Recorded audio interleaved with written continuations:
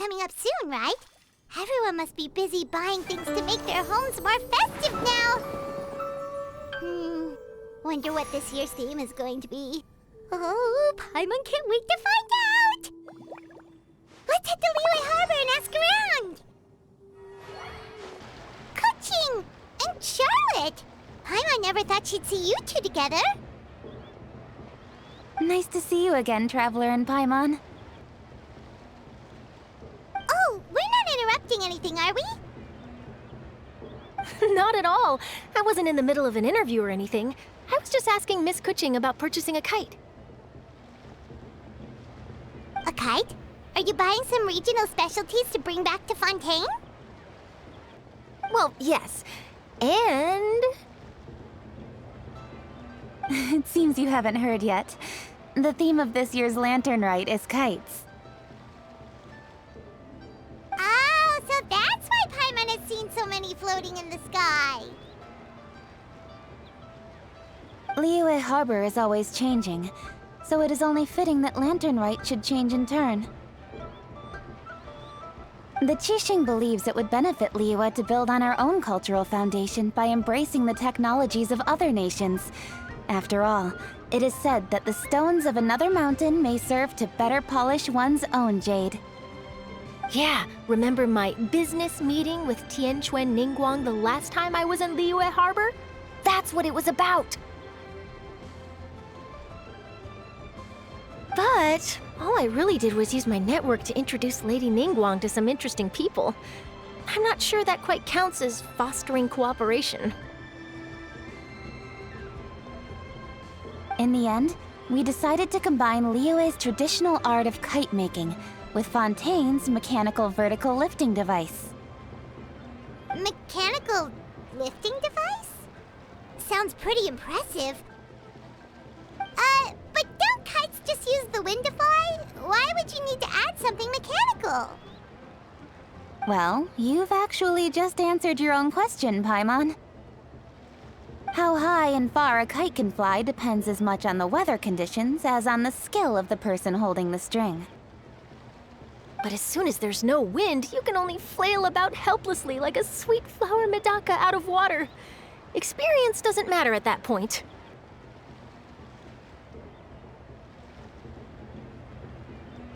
Exactly. Liyue is now a nation ruled by humans, after all.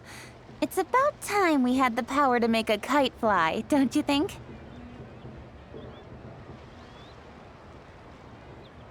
Plus, the easier we can make it to enjoy, the more people will want to participate.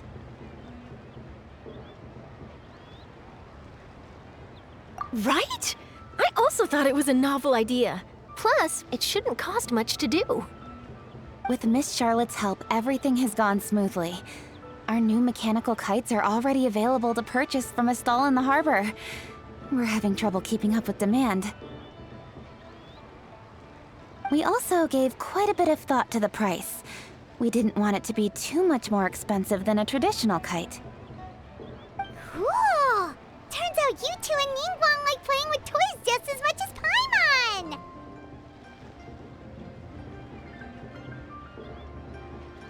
Toys? They're not exactly toys.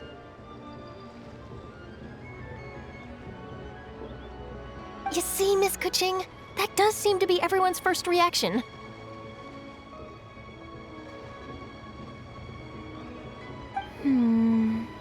Although kites are one of our most time-honored cultural relics, outside of their use in certain ceremonies, I suppose they're considered playthings more than anything now.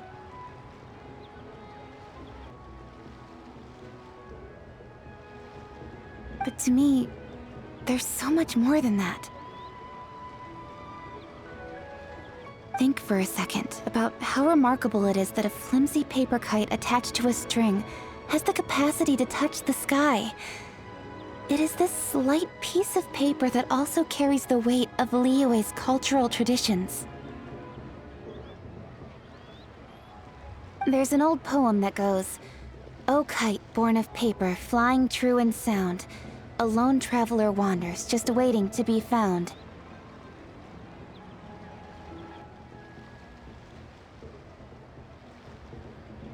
In the past, poets from Liyue used kites to symbolize a feeling of longing, or evoke the peacefulness of idyllic rural scenery.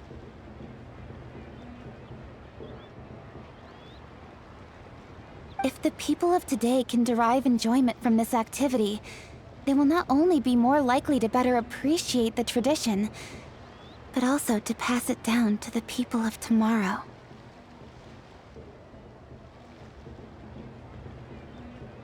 That's the Qiaoying we know, always thinking 5 steps ahead of anyone else. Well said, Miss Qiaoying. I've learned quite a bit myself. As long as you're willing to listen, I'm happy to share. I also know quite a lot about the various folk traditions related to kites. For example, whenever a kite blew away, people would say it was the Adepti that summoned the wind to take it away as an offering. That way, you can turn an unfortunate event into an auspicious one. What about something more fun? Do you know anything like that? More fun. Let me think. Oh, I suppose we should first talk about how kites are made. It's another one of our precious forms of traditional craftsmanship. My grandfather told me that, back when he was a boy, children learned the art of kite making step by step from their elders. First, you use the thin strips of bamboo to construct the frame. Then, you draw a design of your choice on a piece of paper, paste it onto the frame, and tie on the string. Then, you look towards the sky and release the kite to soar among the clouds. Some people write down certain names or desires on their kites, cut the string, and let them fly free. Others may place particular thoughts or meaning into the design itself. Are certain designs associated with certain meanings? I'm gonna jot all of this down. Well, for example, kites in the shape of a butterfly typically symbolize freedom, happiness, or the desire to break free. Fascinating. What else can you tell me? The scissored-tailed swallow is the most classic design. It symbolizes good fortune and joyful tidings. Different colors also have small variations in meaning.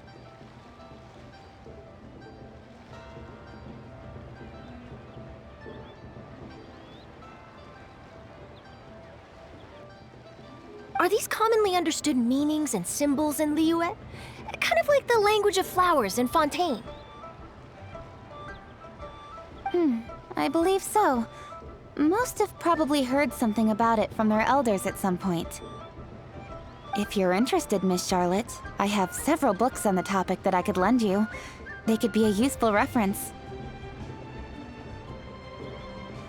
That would be a huge help! Great! Looks like I've got the outline for quite the article on my hands. Perfect! We're gonna take a look around. Then I'll show Miss Charlotte to my home for a little while.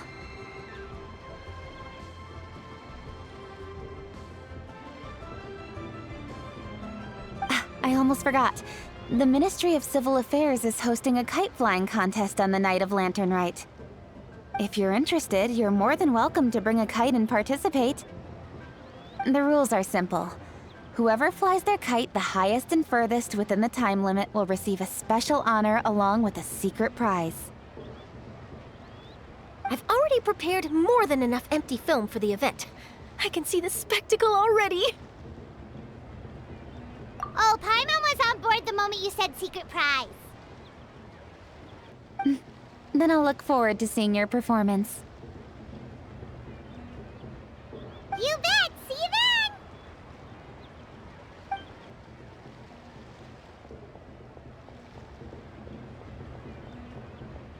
Wait, Traveler? Take a peek to your right. Do you see those 2 people lurking over there?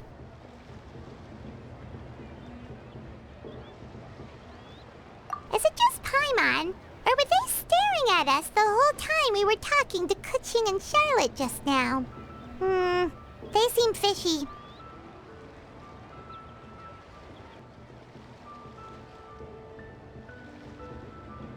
Huh. Well, yes, but... something's up. Paimon just has a bad feeling. Do you think they could be treasure hoarders? They always seem to be stirring up trouble during Lantern Rite. Oh, Paimon's sick of waiting around for something bad to happen. We should strike first, you know. Foil their plans before they even begin. You go right, Paimon will go left.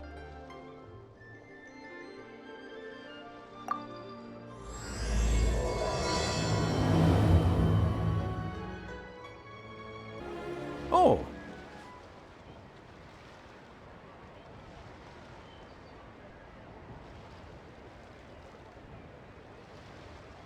It is with such an air of urgency that you appear before us. Your comportment suggests you believe us to have committed some heinous crime. Perhaps you could enlighten us as to your intentions. Whoa, where did this fuddy-duddy come from? You should be the one doing the enlightening, buddy.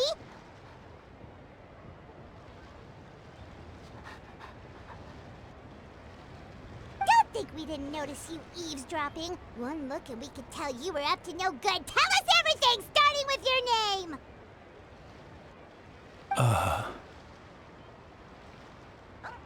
One bears no secrets before two such as yourselves.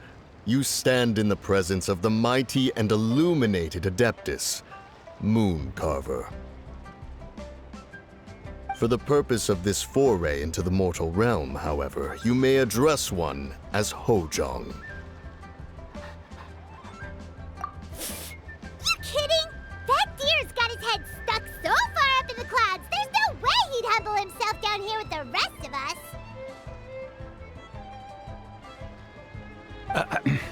You may want to hold your tongue, Paimon. Don't think that Paimon is gonna believe you just because you know her name. Let Paimon guess. You're supposed to be Mountain Shaper, right? Indeed. Mooncarver and myself have descended upon the mortal realm for a visit. The two of you may call me Qiaoying. Huh. Looks like you did your research. But in our experience, the harder you try to lead us on, the more likely it is that we've got a big fish on our hands.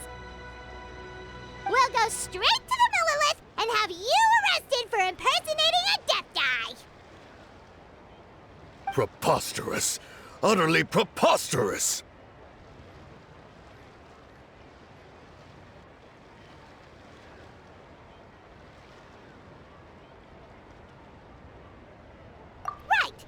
Something that only an Adeptus would know. And it better not be some common knowledge that any person on the street could tell you.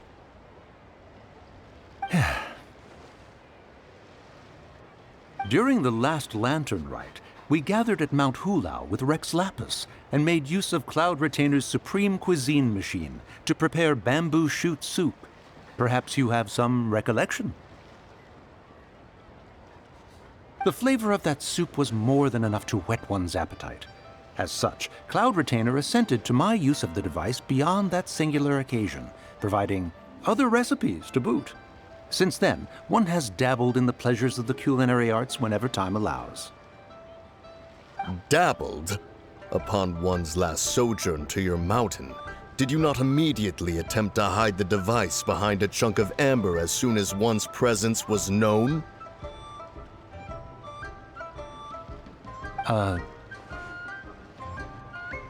Did one not speak up on your behalf but a moment ago?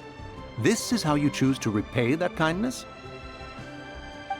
One is simply trying to emphasize the veracity of our claim. That does not mean you should reveal personal matters so readily.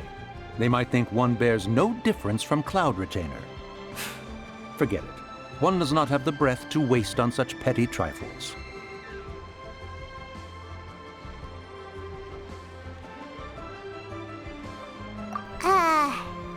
That might have been more detail than we needed. Seems like you two are the real deal, and Paimon's sorry for suspecting you.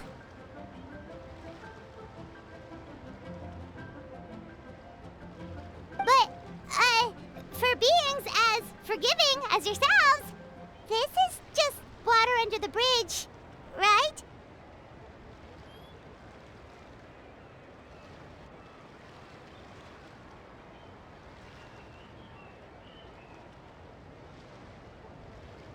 You indeed have an agile mind.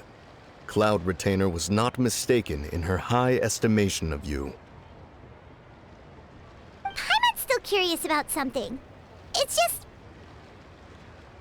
Paimon can understand why Mountain Shaper is here, but why did you decide to come to the city, Mooncarver? It's not really your thing, is it?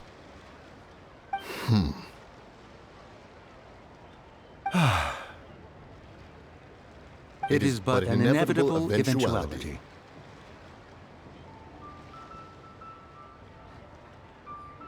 Long have the mountains remained strangely idle since Cloud Retainer's move to Liyue Harbor.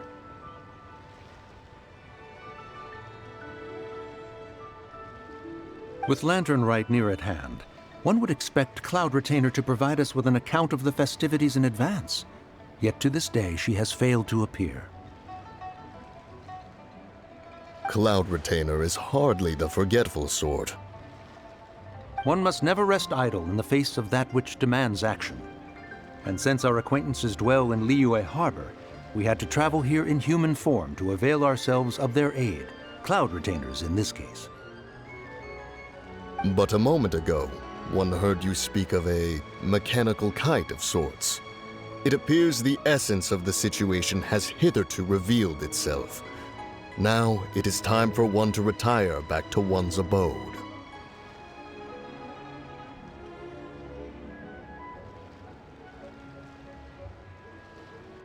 Huh. So, you're not looking for Cloud Retainer anymore? Perhaps there are aspects of Cloud Retainer's temperament that remain opaque to young Paimon.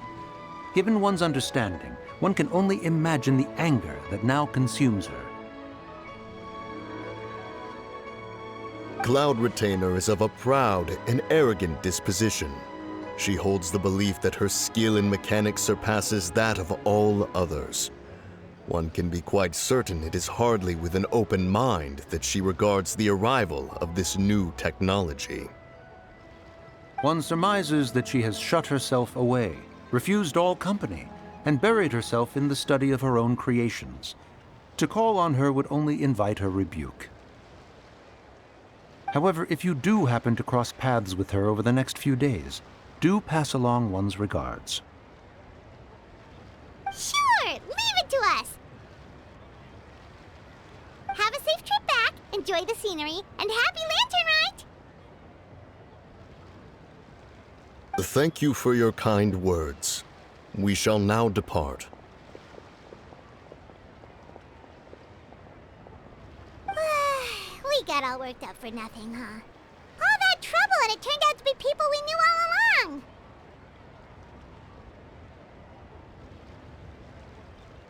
Well, it's still pretty early. Let's head over and check out the kite stalls. Paimon wants to see what kinds of kites we can buy to use in the competition. The bigger and prettier, the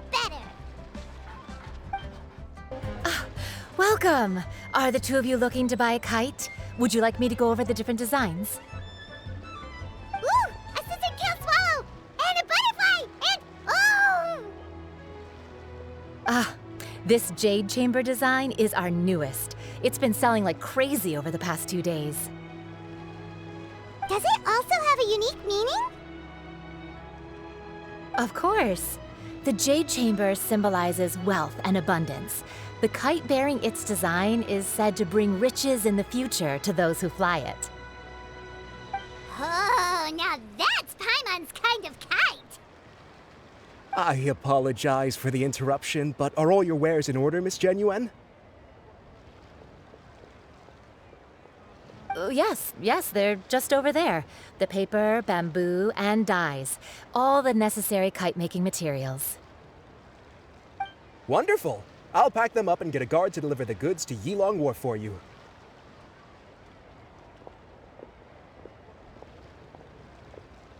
Yilong Wharf? Oh, wonder what that place is like during Lantern Rite. Paimon would love to go take a look. if the two of you are interested in going to Yilong Wharf, then could I trouble you to find Gaming and deliver these goods together?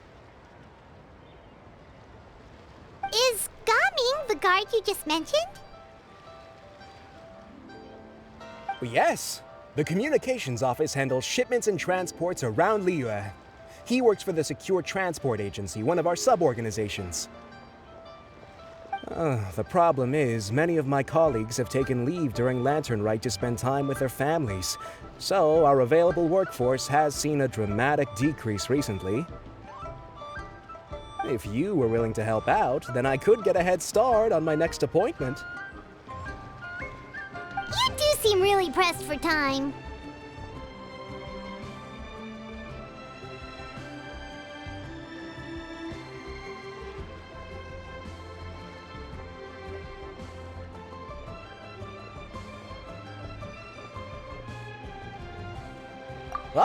Of course. Hard work deserves ample rewards.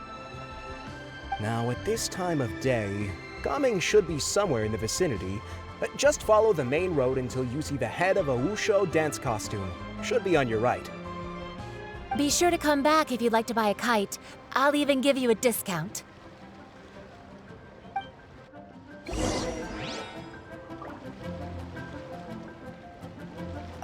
By the way, do you know my aunt? Everyone calls her Granny Shan.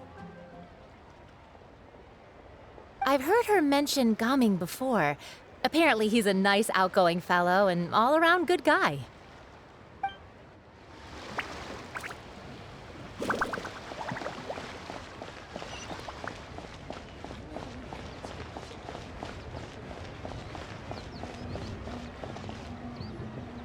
Wait, I thought we had an agreement. Loser buys dim sum tomorrow? Look at you. Scowl like that for much longer and your face might stay that way. Hey now, don't be upset. How about this? You extend the invitation, and I'll pay. No way, Gaming. You're always the one picking up the tab. I'm not trying to be a sore loser. I just didn't expect you to come from behind to win like that. That was nothing. All in a day's work, friend. Perfect! Gaming is here! Sorry to interrupt, Gaming. We just spoke to a guy from the communications office who needs you to deliver some goods to Yilong Wharf. Oh, it must have been Longzhou. Looks like I've got work. Gotta go. Sure, go do your thing. Let's have a rematch when you get back. I won't let you win so easily next time.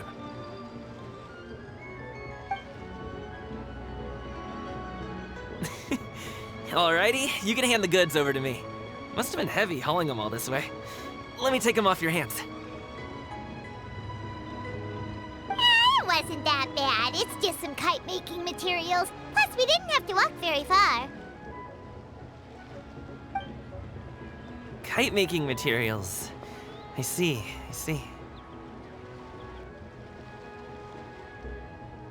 I'm glad it wasn't too much trouble, Paimon.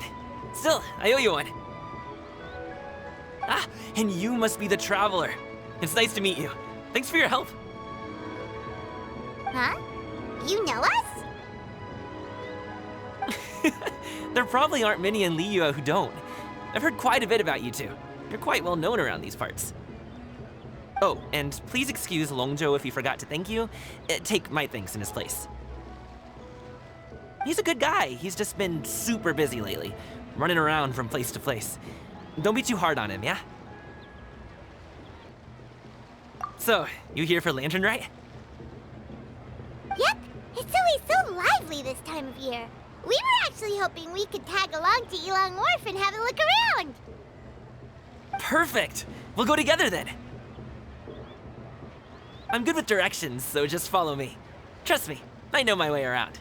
We can exchange stories, tell jokes, or just chat along the way. Oh, and there are a couple of good places to eat along our route. We can stop and grab a bite when it's time. The ingredients are fresh, the portions are generous, and the prices won't break the bank. You can order anything, and I promise, you won't be disappointed. Order anything? Hey, did you really have to call Paimon out like that in front of our new friend? Don't worry, I understand. I joke around like that with my friends, too. It just shows how close you are. Do you need to pack anything up before we hit the road? I can wait. Nope, our things are always packed and ready. We're pretty much travel experts at this point. Oh, that's right. Then let's get going. If we run into any trouble, you can count on me to protect you. I am a guard, after all.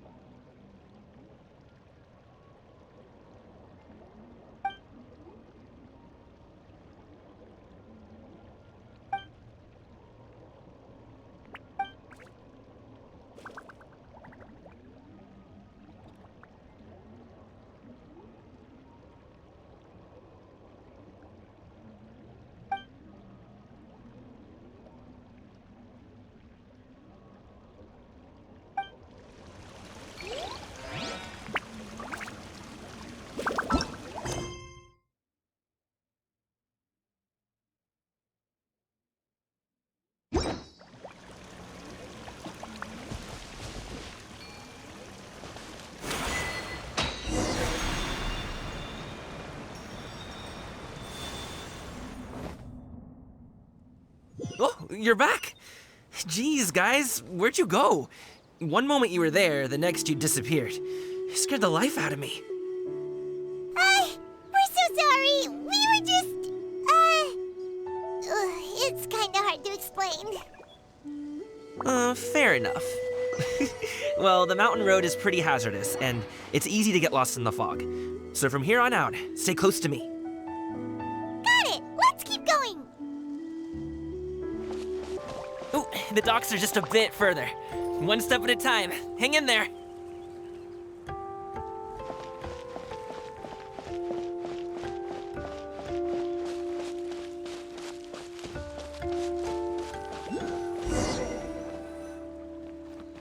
Wait! Get behind me. I'll handle this. Fry! Suffocate! Congratulations! Suffocate! Seems like we really can't go anywhere without running into treasure hoarders, can we? Yeah, it's not uncommon for deliveries to get intercepted. That's why this job needs guards like us. Paimon was impressed by your moves back there. You seem like a real pro at your job. Oh, that's not a skill I learned on the job. It's just a hobby. Have you ever heard of wushu dancing?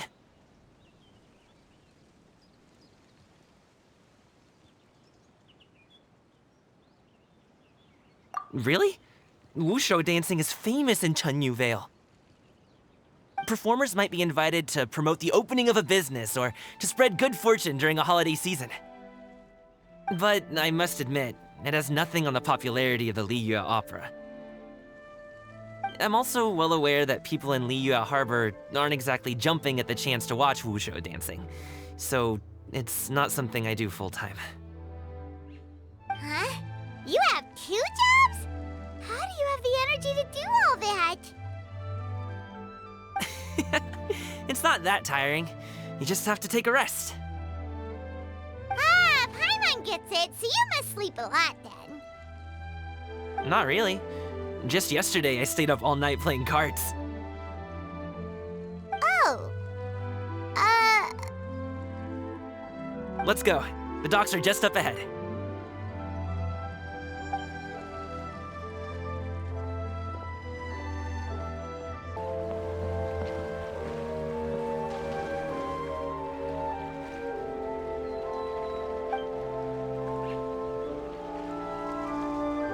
Finally, we can rest. Ooh, Paimon's shoulders are so stiff. And her stomach so empty. Sorry. Did I push the pace a bit too much? I mean, you were the ones who said you were travel experts. Liyue is just too hilly. Floating up and down so much. Where's Paimon out? Oh, Paimon was finally satisfied and now her poor stomach's empty again. Aw, would you like some winter melon cake? I have some on me that I bought from a store. Yes, Paimon will take all you got. You might want to pace yourself there, or you'll be too full to eat a proper meal later. Paimon never gets too full. Just like you apparently never get tired, no matter how far you walk or how many jobs you work. Ah, I see. Then here you go, Paimon. And for you, traveler. Enjoy. And here's some for you too, Uncle Bosu. Don't think I forgot about you, my friend. I'll just set it to the side here for you.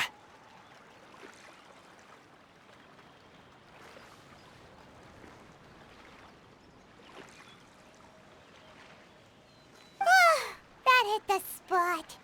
Paimon thought she was going to starve to death for a minute there. That close of a call, huh? I've been eating winter melon cake ever since I was a kid.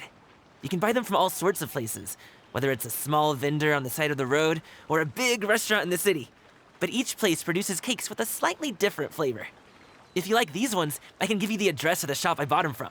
I'll just have to check when we get back. Oh, all my jabbering must be making it difficult for you to enjoy the scenery in peace, huh? Don't be afraid to tell me to zip it for a little while, okay? Really, I won't be offended.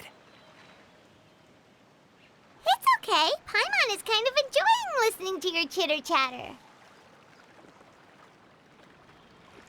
Aw, a fed Paimon is a happy Paimon, huh? Hey, Paimon can be in a good mood anytime she wants.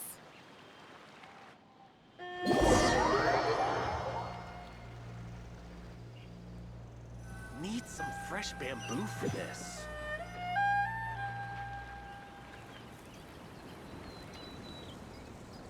Woohoo! We're here!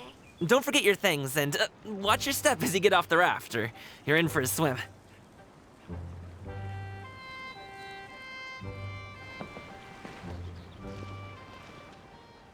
Thanks for the ride, Uncle Bosu. You take care of yourself now. I'll see you some other time.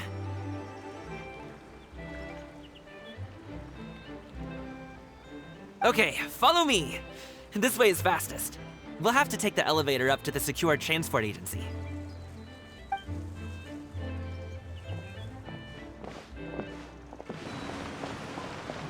Hey! Slow down. I'm begging ya. What is it? No one's gonna try any funny business when the street is this packed, right?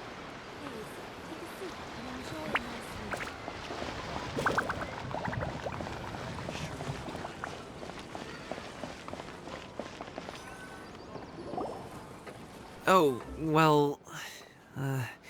how should I put it? Come on, spit it out!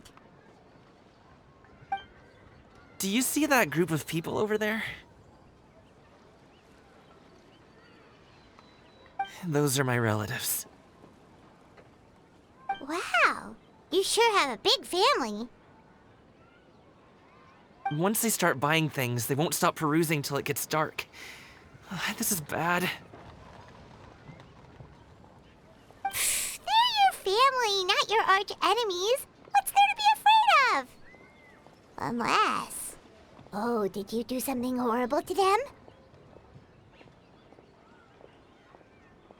No, it's not that. I'm just not that good at dealing with my family. It would be best if we could steer clear of them. I'll explain more when we have the chance, but right now, we've got a job to do.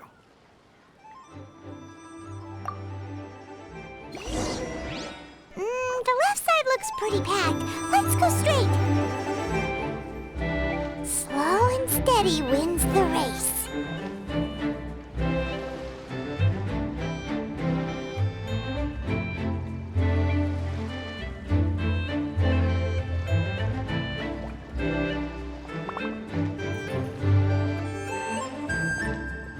Hello, dear guests. Is there any work that you need done?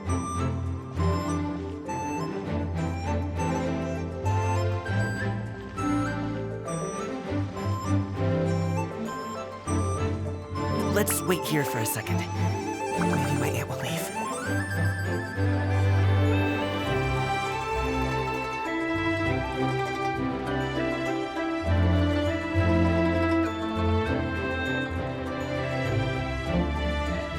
She's gone. Let's go.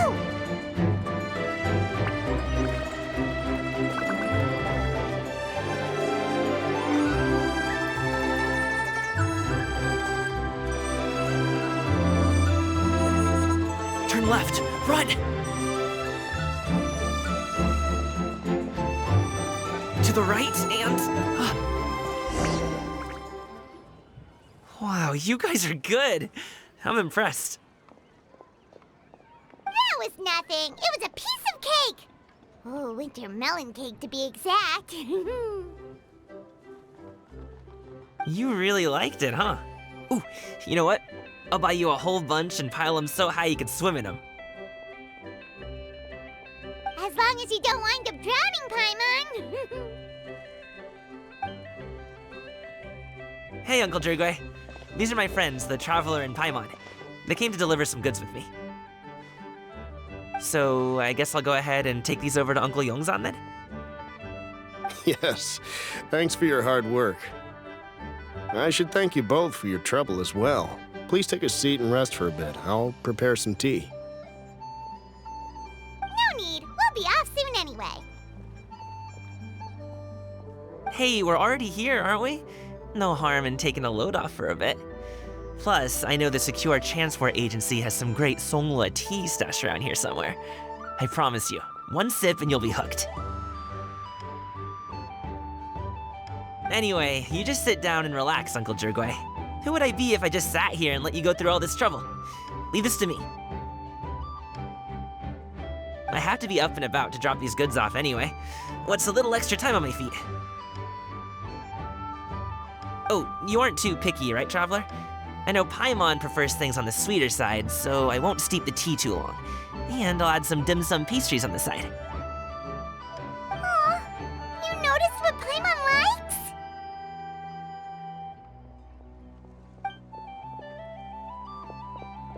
How long have you two known Gaming? Oh, not long at all. We just kind of tagged along on his trip to Yilong Wharf. He's just a super welcoming guy. We became friends, you know, just like that.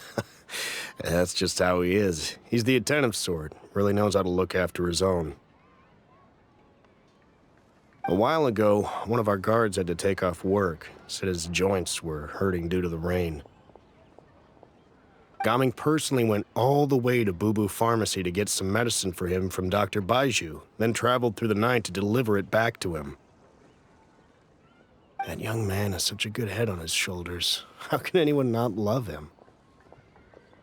I mean, there is his dad, but, well, ask anyone else. Uncle Yongzan says he doesn't have the personnel to spare for this delivery right now. So what do you think, Uncle Jirgwe? Should I go ahead and deliver it instead? It feels like we've troubled you enough already. It's kite-making materials, though. Could be for a kid. I'm sure the sender wants it delivered before Lantern Rite. Oh, by the way, here, have some tea.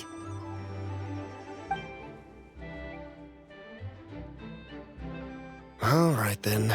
Deliver it if you want to. Ooh, are you free in 2 days?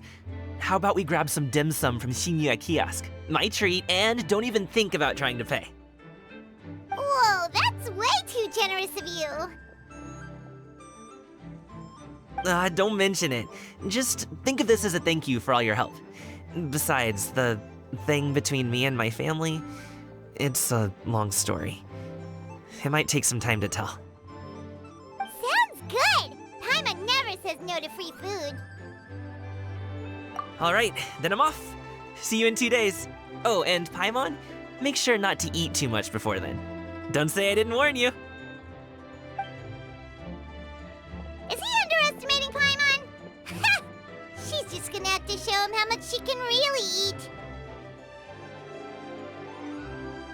Anyway, is Gaming's family situation really that complicated? He has such a happy-go-lucky personality. Plus, he's an enthusiastic and diligent worker. It's hard to imagine a guy like that being troubled by much. How should I put it? Since he already plans to tell you himself, you don't need an old man like me to add my 2 cents. You seem to be around the same age, so you might have a lot in common. Perhaps you could help him talk things through. Consider it a favor to me. If you have the time, maybe you can make a little flag for us to wave about. It can say, "We provide aid in spades." Couldn't hurt to advertise our services, right? Well, I can certainly arrange that. Is there anything else you wanted to say? Wait, seriously? Paimon was just joking, but if you're going to get us something, she'd much rather have wintermelon cake instead. Seems like Gaming really has rubbed off on you. Would you like some more tea?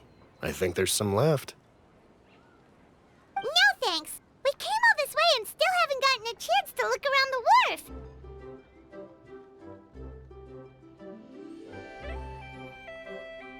We should see the kinds of kites they got. Maybe they'll have ones you can't find in Liyue Harbor. All right, then. Please do let me know if you'd like more tea. You're welcome to stay as long as you like.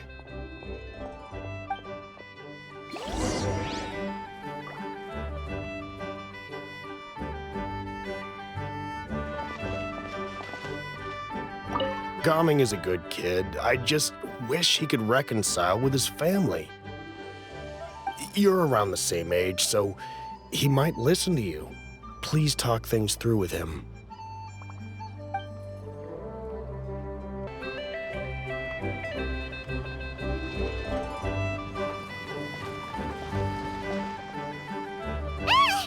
What are you doing here?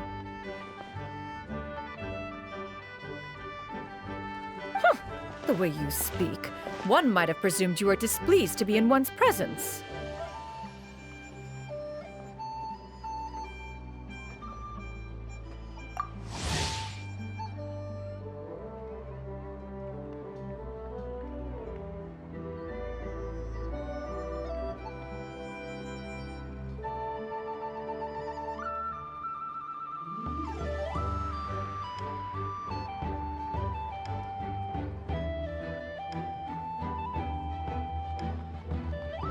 Take note, Paimon.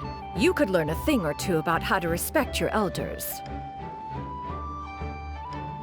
Ugh, starting on the elder stuff already, huh? Shouldn't you be back in your cave tinkering away at some kite-related thingamabob or something? What brings you out here?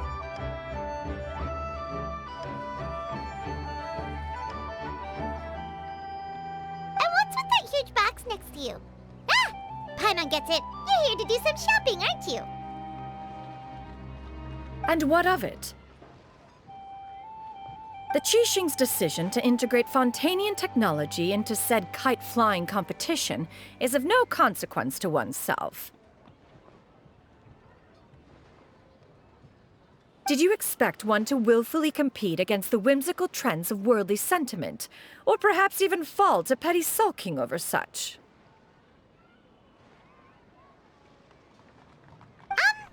It's not that we think those things exactly. That's just what Mountain Shaper and Mooncarver told us. Or Tia something and Ho... Paimon can't be bothered to remember what their aliases were called. Anyway, they went to Liyue Harbor to look for you. They even asked us to pass along their regards if we ran into you. Oh, huh. Tianyin?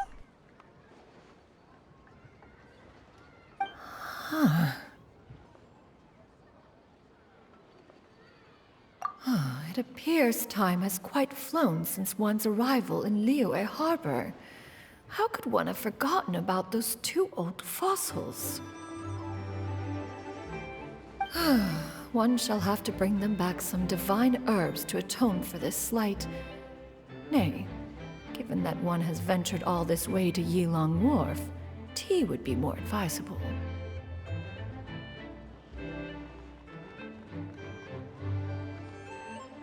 A great thought has illuminated one's mind once again. One is reminded that certain purchases have yet to be made. Perhaps you two could wait here whilst one performs this task. It'll be but a moment.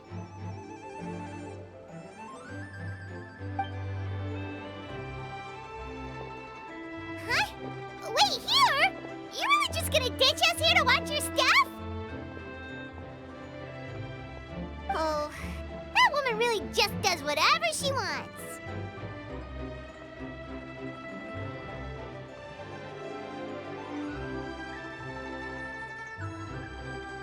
Hey, not you too, Traveler! Oh, all this Paimon ditching is super not appreciated. Just come back soon, okay?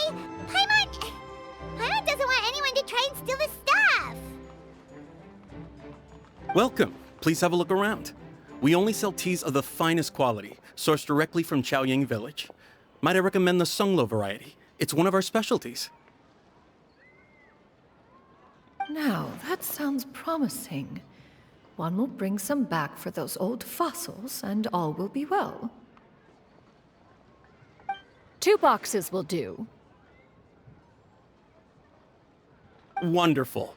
By the way, we're actually running a special Lantern Rite promotion. Buy 3 boxes, get 10% off. 4 boxes will net you 20% off. 20% off 4 boxes. This merchant strikes a fair bargain. One might as well give some to Morax and Ping, too.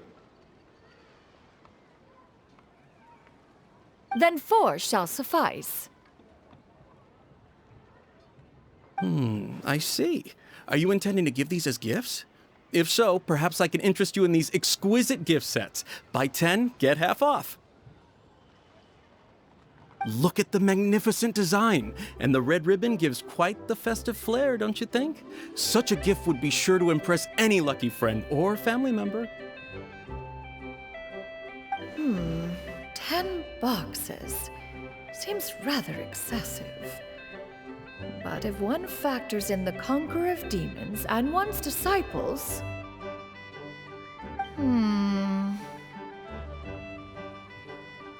10! Nice round number, don't you think? Of course you do. I'll even shave a little extra off the price for you. That is agreeable. One will, I will have these boxed up then. Of course, right away. I see you have quite the eye for fine items, mademoiselle. Perhaps some of my wares might also be of interest to you.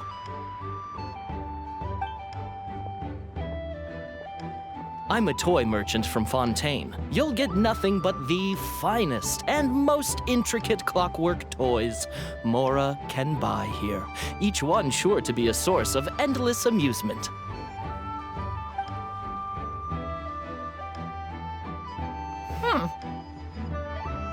Perhaps you could enlighten me then. When should said amusement be derived? Well, that is, of course, best understood by playing with them yourself. If you could wait just a moment, I can bring one out and give you a demonstration.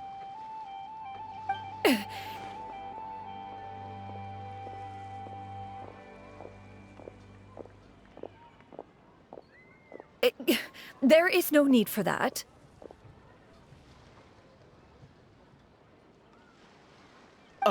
Mademoiselle. Give me your newest and finest model, and be sure to package it securely. Ah, of course. Here you go.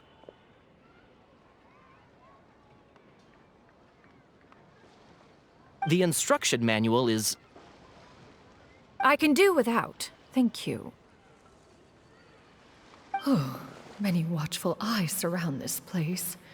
If one were to be spotted purchasing a mechanical toy such as this, a child's plaything no less, it would only invite scandal.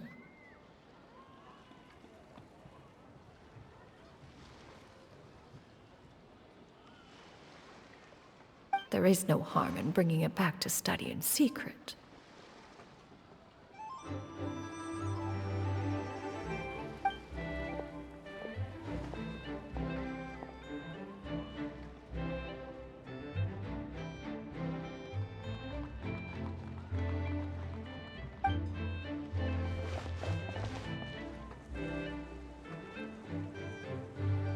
Oh, Shenyan! Did your shopping go smoothly?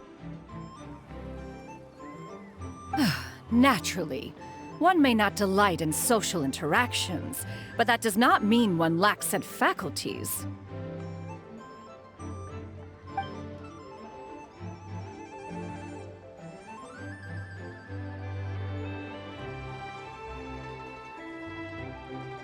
And you too? Are you not here to purchase things?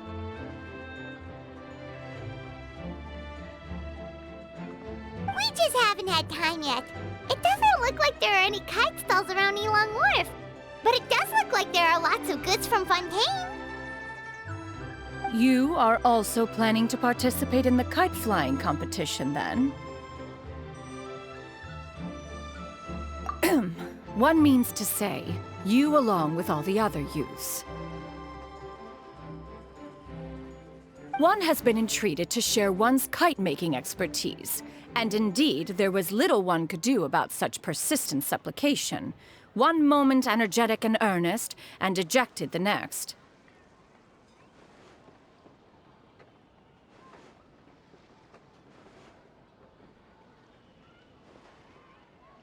One had no choice but to acquiesce to these requests, and thus, one will be organizing a kite-making workshop to provide personal instruction in this art form. Oh, who will be participating then? Shuyu, Shenhe, Ganyu, and Yayo.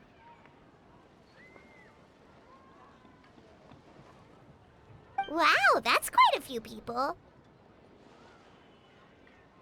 Also, this is all pretty well, Xianyun, but it's not like you have to make your own kite to participate in the competition. You can just buy one ready-made and call it a day. Ha! You speak of those equipped with the mechanical lifting device, do you not? 'Tis nothing but a crude piece of mortal machinery. The mechanism that one has developed was the fruit of millennia of meticulous study. Let us not speak of the source of the mechanism's power, but rather its structure. It is composed of materials as light as bamboo and as strong as iron. This composition grants it the lightness of weight to ascend into the sky and the durability to follow the wind for many a mile. It is built with a series of intersecting rods that...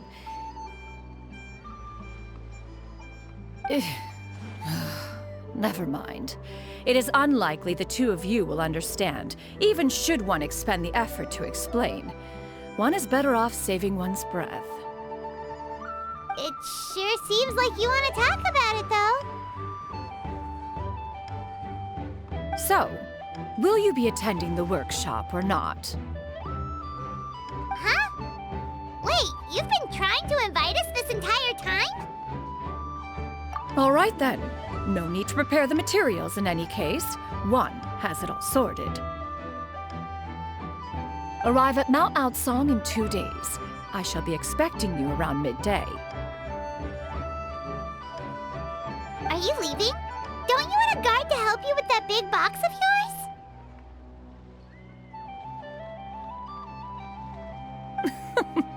Surely you jest. One goes as one pleases. For what reason would one need to rely on another?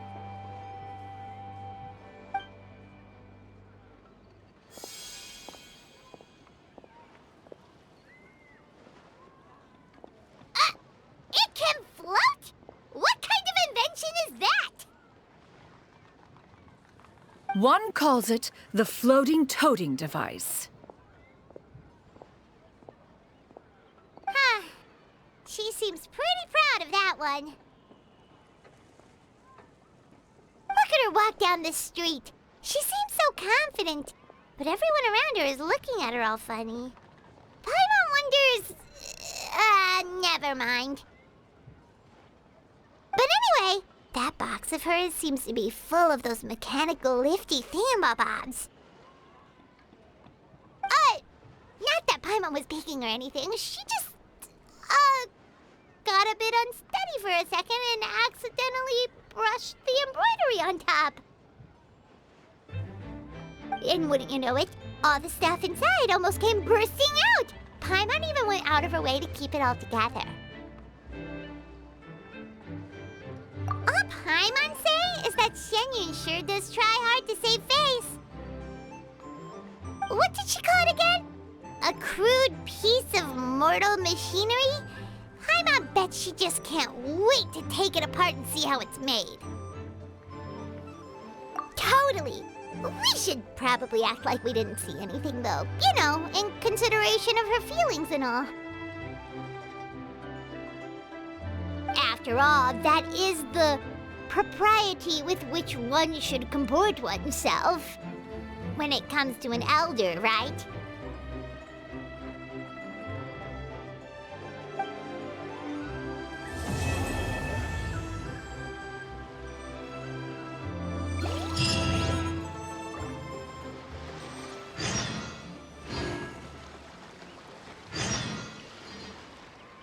discounts on loads of goods. At Qiaoying kiosk before, but it should be quite the feast for sure. Ooh, and that's Paimon's stomach right on cue telling her it's time to go find Gami. Let's go! Oh, you're here early. I just ordered. The food should be out in a second. Sit down, sit down. Let's all take a seat. Here, hand me your cups. Oh, thank you. Wait, you weren't supposed to drink that, Paimon. That was for you to rinse your utensils.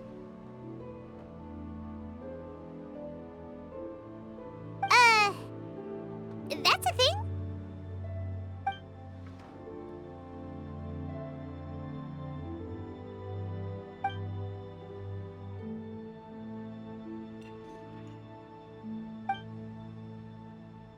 Wow, so much delicious food!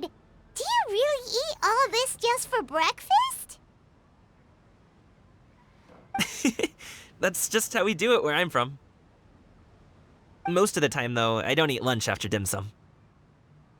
Oh, that's good to hear. Paimon doesn't need to worry about holding back then. Eat, eat. If it's not enough, we can always order more. Oh, and there's tong soy coming as well. I don't usually have that in the morning, but, well, since everyone's here, I just had to order it. What about you, traveler? Is the food to your liking? Want some more seafood congee? Let me refill your bowl.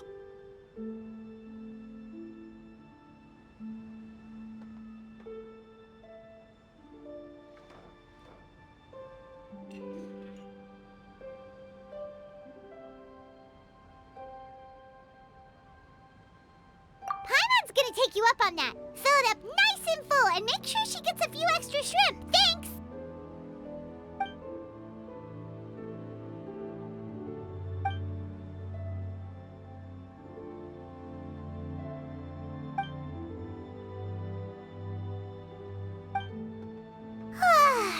So full. That meal was so satisfying, it even gave Paimon some extra brain juice. Oh, listen. Paimon's figured it out.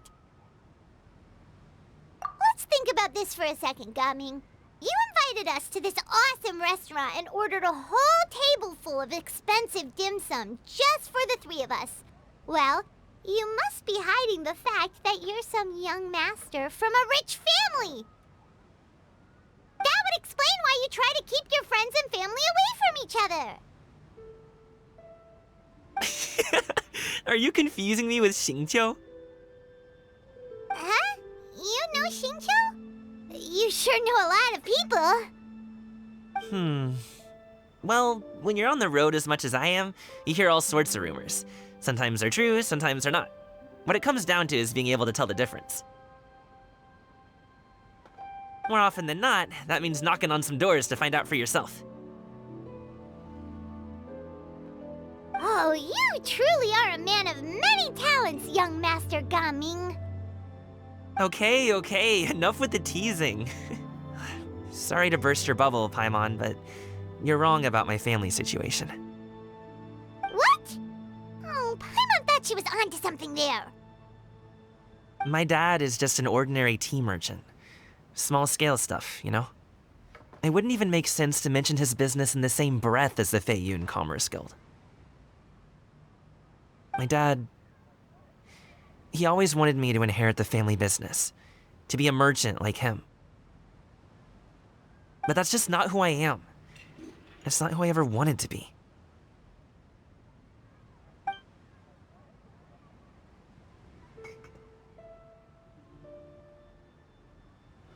Have you ever talked to him about it? You know, about your interests and aspirations and stuff. Of course I have. I told him I wanted to be a wushu dancer. That I wanted all of Tevat to see what I could do. According to my dad, though, that wasn't a real job.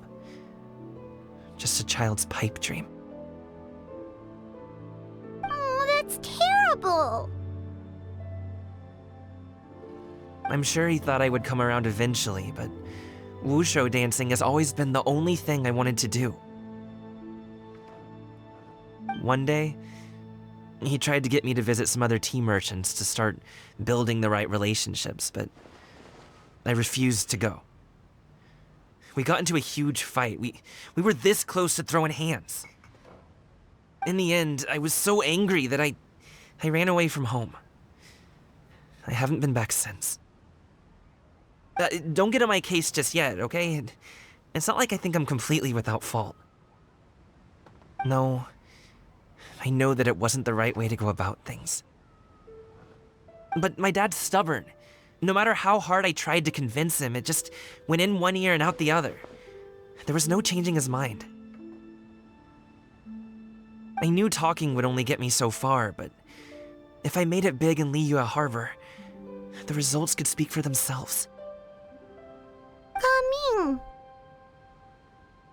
But I'm sure you both already know how that's going. Wushu dancing's just not that big in Liyue Harbor.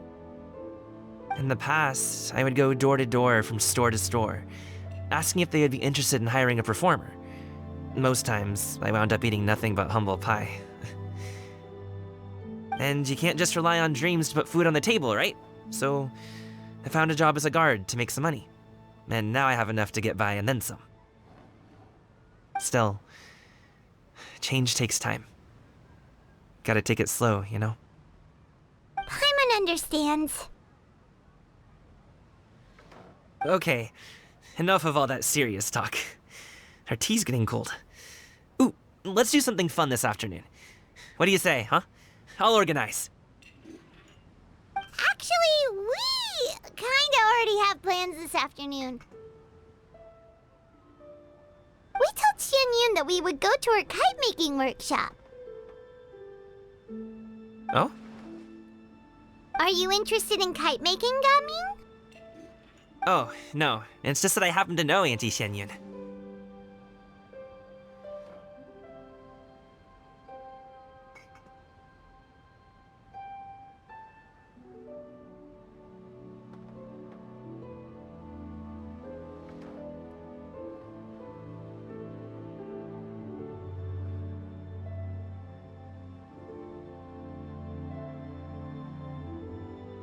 That title certainly humanizes her a bit. Oh, I know that she's an Adeptus. I met her during a delivery once. But hasn't she been in the city lately? She's even tried, with some limited success, to change her terms of self-address or something like that.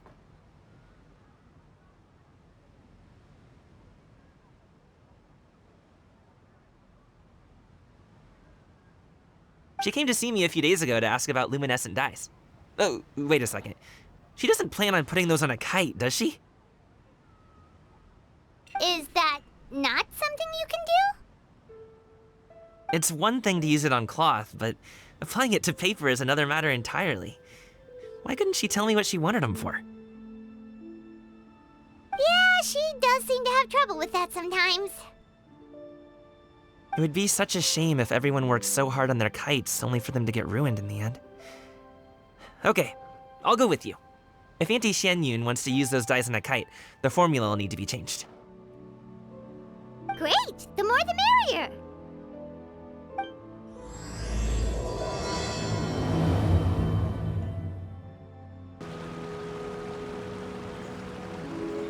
Ganyu! Ganyu! Come on, wake up! Some friends have arrived! Hello, friends.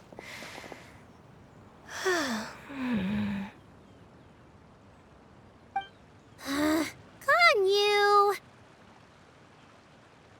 Oh, I have some mint oil. Perhaps we should try that. A guest at Wanmin restaurant recommended it to me. I've tried it. Its stimulative effects are much stronger than what can be achieved from chewing on mint leaves alone.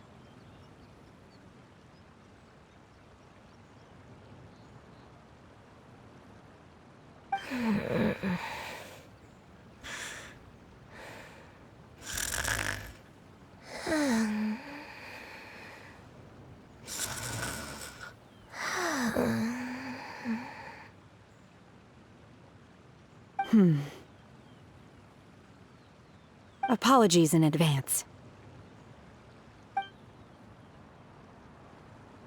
Wait! Shenhe? Not there!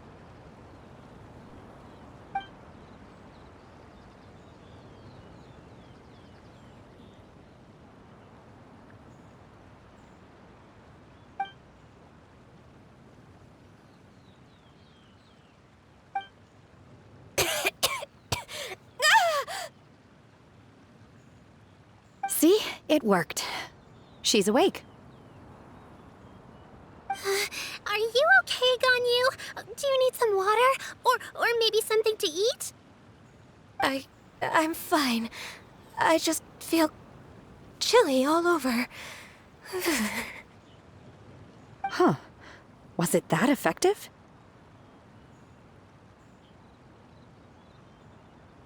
Chilly, huh? Master always says a cool head leads to a calm heart.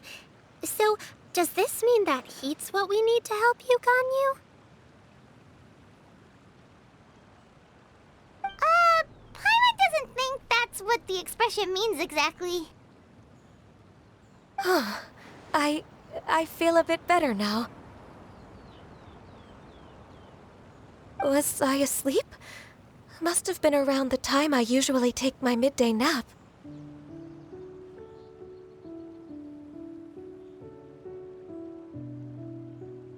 Did you not sleep last night? That does seem to happen to you often.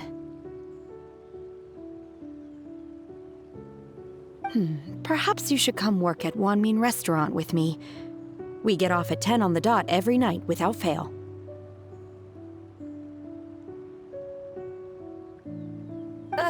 I could never.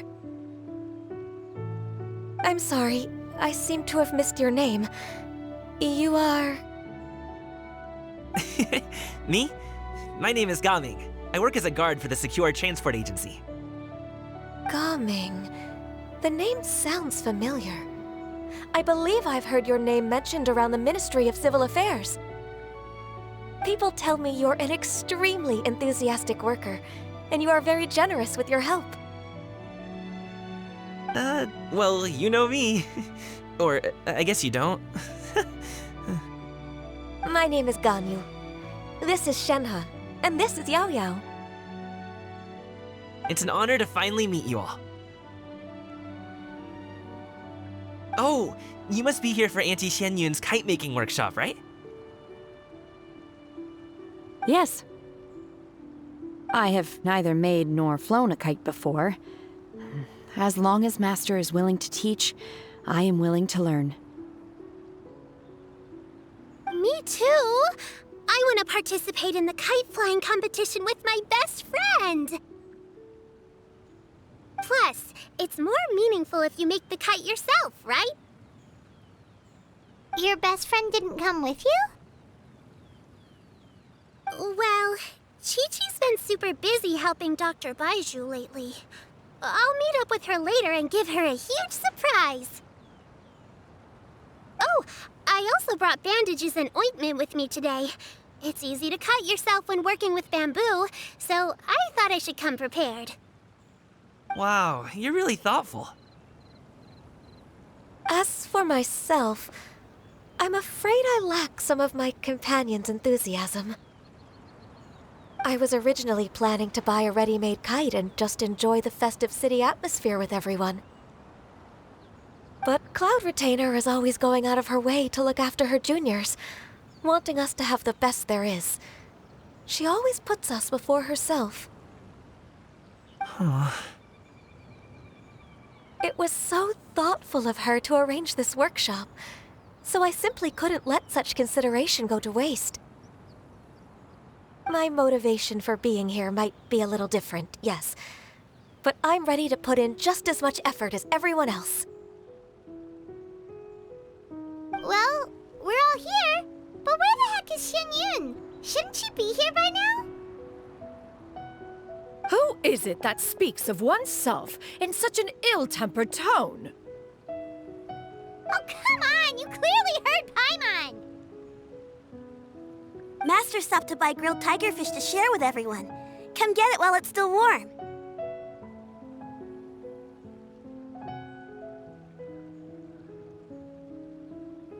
Oh, Paimon, sorry, Miss Illuminated Bird! Paimon always knew you were the smartest, coolest, and prettiest Adeptus. Someone as wonderful as you is sure to have brought enough for Paimon as well, right?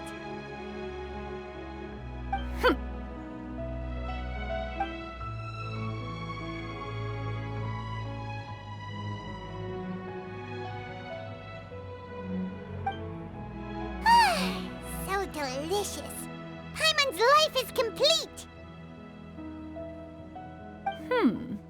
It appears that we've ended up with quite a few participants indeed. Go ahead and divide yourselves into small groups. The materials are over here. The regular dyes and luminescent ones have been clearly marked. Use them as you see fit.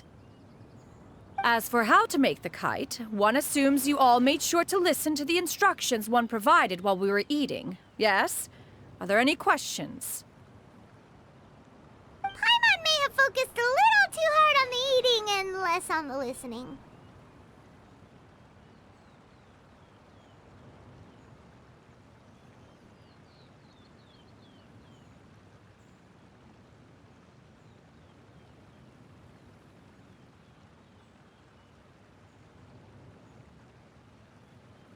Paimon knew she could count on you, Traveler. One will wait under this tree and avail oneself of the cool air while one digests. Do not hesitate to seek one's company if you have any trouble, questions, or simply want to chat.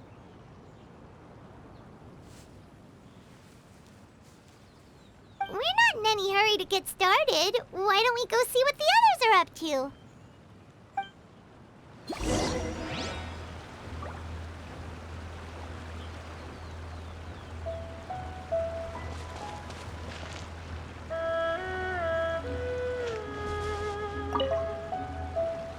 Hey, Gaming! Want to team up? Huh? Wait, I have to participate? I thought I'd be done for the day after adjusting the dye formula. You're that unenthused by kite making, huh?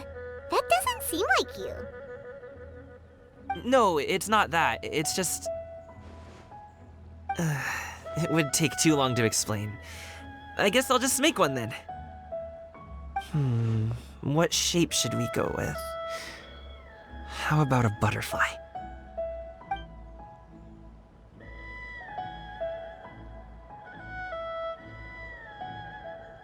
What do you think, Qiaoying? Is there a particular design you want? I want a Swanee! That might be a little hard to pull off. True, but I still want to try. They're super cute. Okay, it's decided then.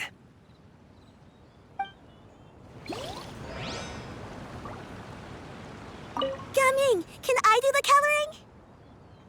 Sure. I'll go ahead and make the frame for you.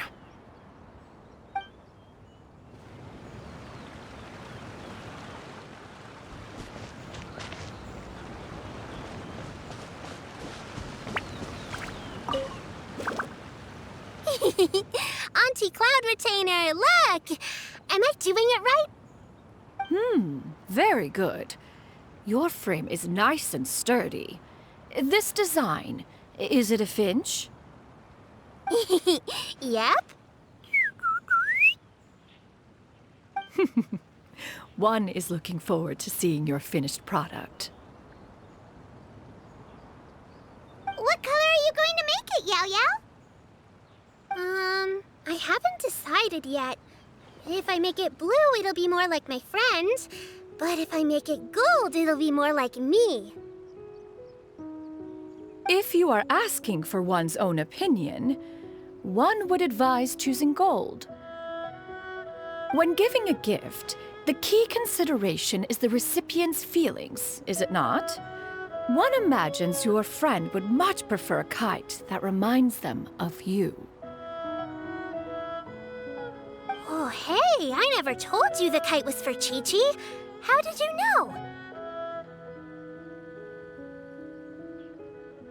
With age comes wisdom, child. One simply has a way of knowing things. Oh, cool! Thanks, Auntie Cloud Retainer. I'm gonna start painting it gold right now. Good. One will watch. You two seem strangely unoccupied. One was under the impression that one was supposed to be doing the relaxing. Is your kite finished? Oh, we actually haven't started yet, but we're going to start, right now.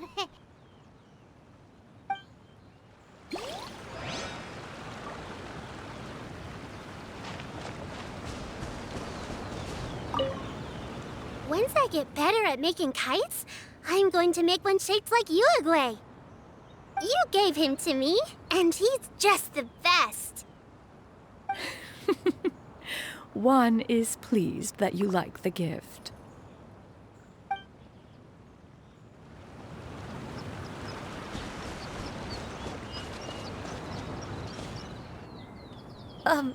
Shenhe, it would be great if you could refrain from putting things on my horns from now on.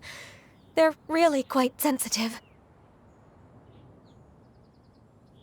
I see. My apologies. I shall remember that in the future. Thank you. No harm done. Good. Could I touch them just once more, though? No oil or anything this time. I've just always wondered what Miss Ganyu's horns feel like. Huh? Please, I told you. Just call me Ganyu. Well, all right. Just be gentle. Firm to the touch with no discernible temperature. Oh, not unlike certain medicinal plants I've eaten before. Still, Ganyu appears to be shaking like a cat whose whiskers have just been touched. I should stop.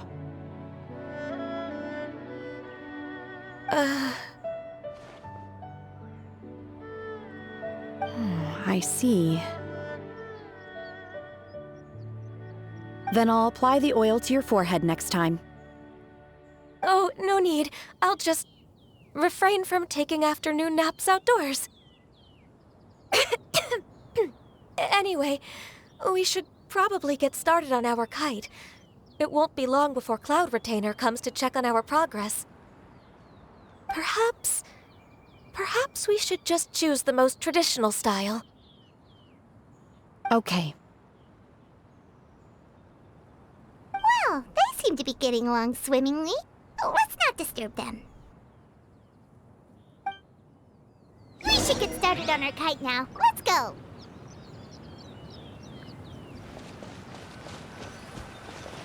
The scissor-tailed swallow sure takes a lot of curved bamboo rods to build. Ugh. It broke.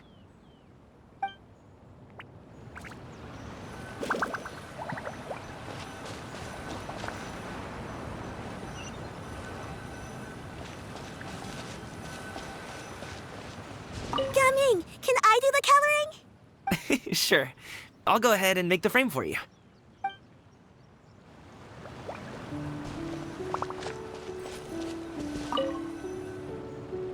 First, we have to decide on the shape. Hey, what are you laughing at?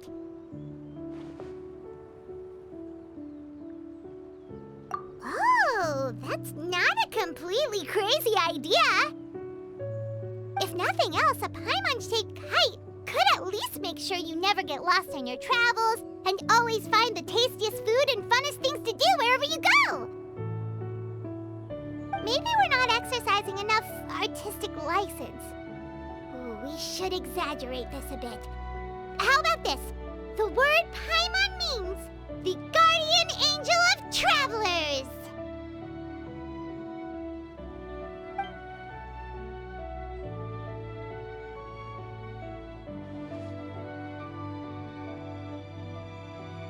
Now, what expression should we give her, since the kite is going to be flying super high in the sky?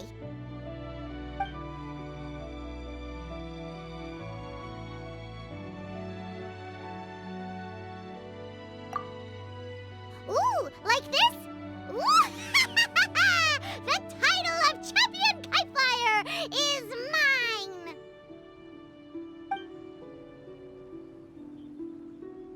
Now that we've decided, let's make it happen!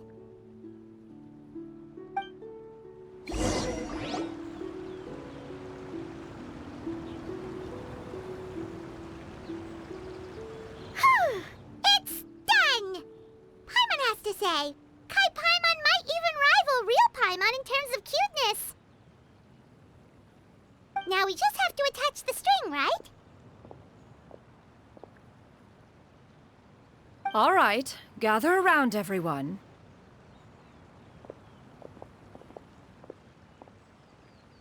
Oh, Shenyun's calling us!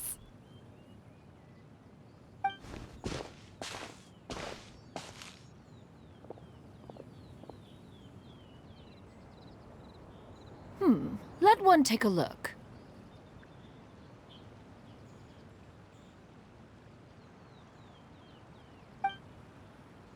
Wow! Ganyu and Shenhe made a scissor-tailed swallow! It's so pretty.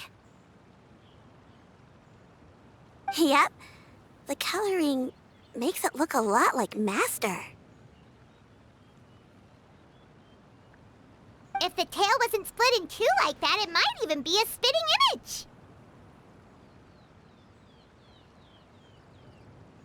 If you look closely, there are a few spots where the colors go outside the lines. Did you doze off while painting it, Ganyu? I did the painting. I stared at the paper for quite some time, but I simply could not recall the coloring of any bird. Except Master. Or should I say that I'm too familiar with her crane form? Even when she stands before us in human form, all I can see is blue and white.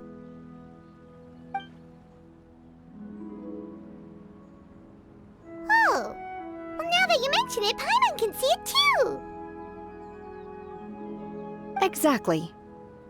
So I simply closed my eyes and painted from memory.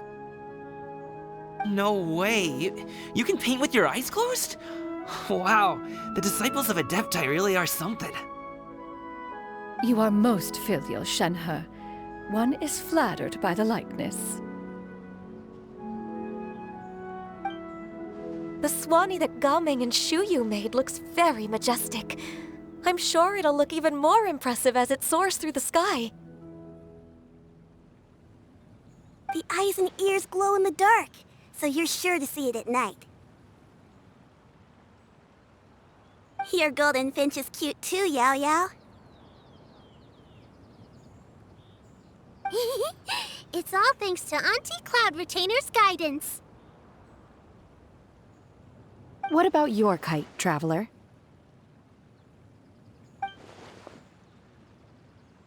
Ta-da! Here it is! Its self-important countenance bears a striking resemblance to that of its namesake. It makes her look like she's already won the competition. Well, that's gonna happen one way or another.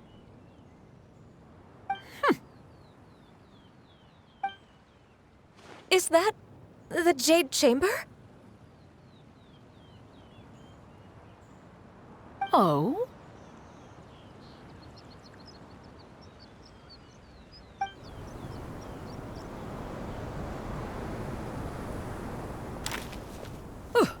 Who dares attempt such a flagrant display of impropriety by releasing a kite into one's territory without one's permission? Oh, and to do so by making use of this crude piece of mortal machinery. One simply must know who it is that possesses such impertinence. Continue attaching the strings, everyone. One will be but a moment. Cloud Retainer! Traveler, Paimon, could I trouble you to go after Cloud Retainer? Master's going to be okay, right? I'm more worried about the person who released the kite.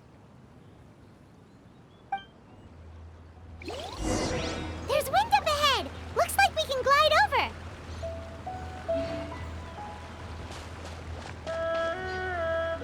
I hope the person who released the kite is going to be okay.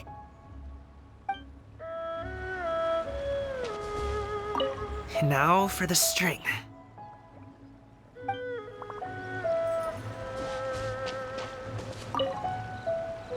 Be careful, you two!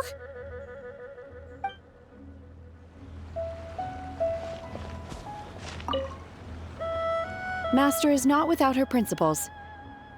We need not worry too much.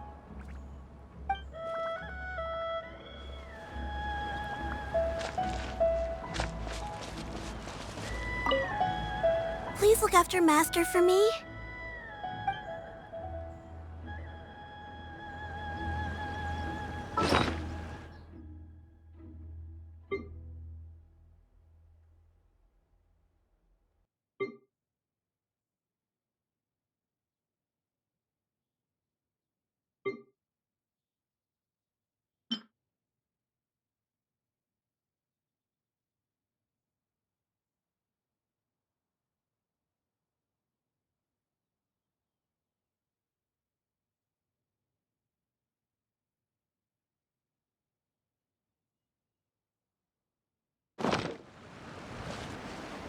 It's right there!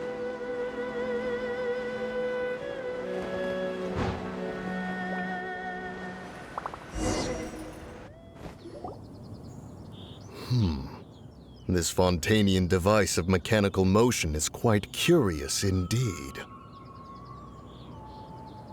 Now is hardly an opportune time for your musings. Someone among us was not sufficiently attentive, and now the kite has vanished. Calm yourself. Do you have any recollection of its last location?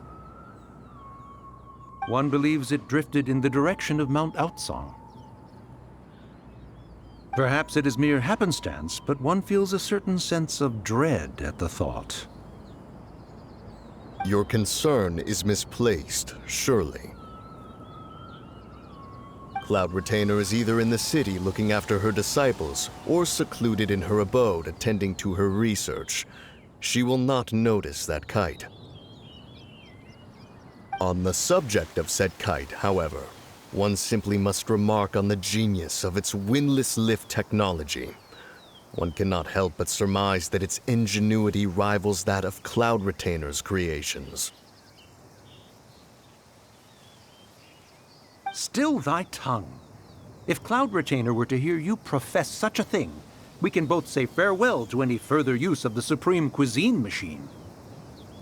One presumes that this kite belongs to you. Huh? Regard the situation with which we are now confronted. This is all your fault. One's fault? One seems to recall that releasing the kite was no solitary endeavor. Say something, Mountain Shaper.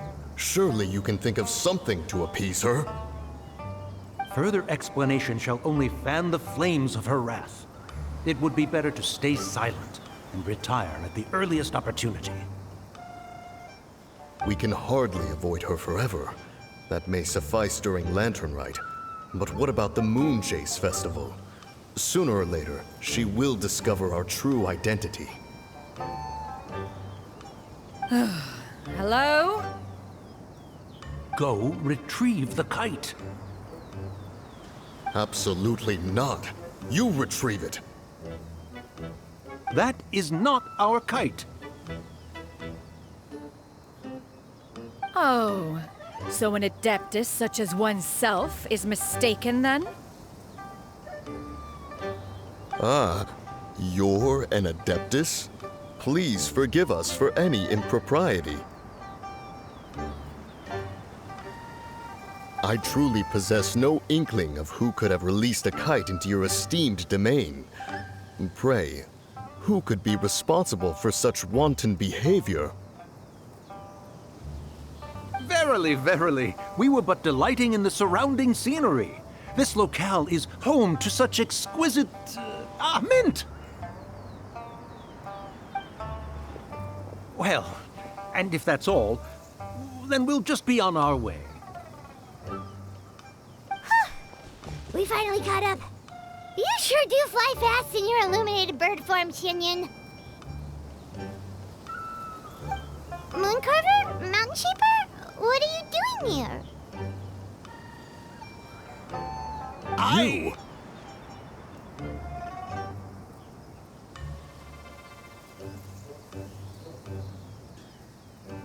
Okay, now Paimon's getting a weird vibe. Did she say something wrong?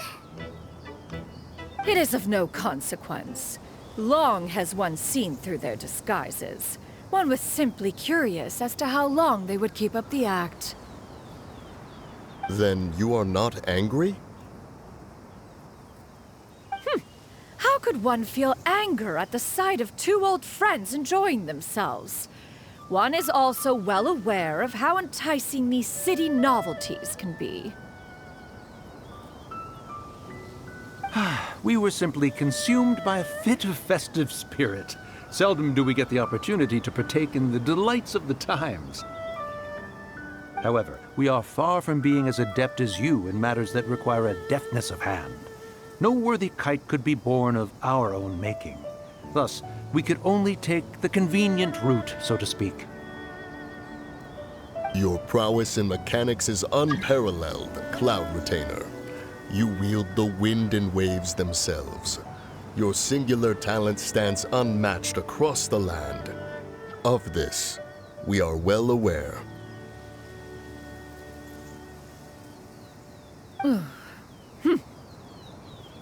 One has guests to attend to.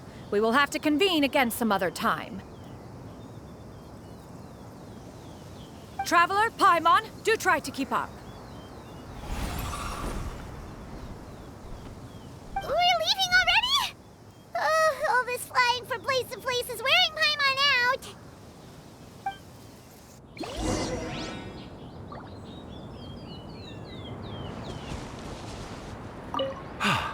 It seems that one's concern was misplaced after all. Then, should we continue flying the kite? A splendid suggestion, but it would be advisable to change locations. Perhaps your mountain would suffice? It is more than spacious enough. A fine idea. A fine idea indeed.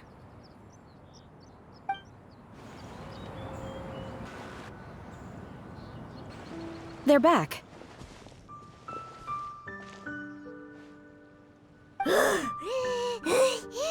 Paimon's pooped. Hi. Why are there only two of you left?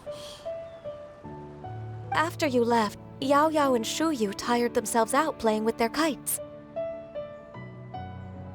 Gao Ming offered to escort them home. Before he left, he said something that I don't quite understand. Oh? What did he say?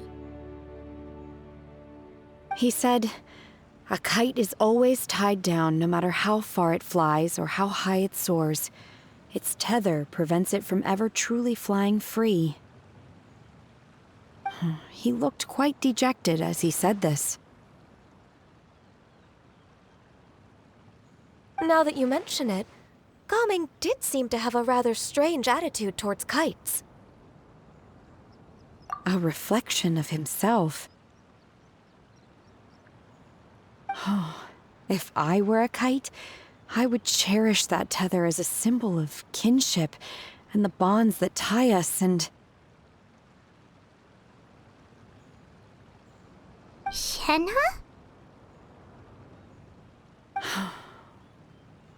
It may be an exceedingly slim and distant connection, but lose it, and you lose that which links you to home.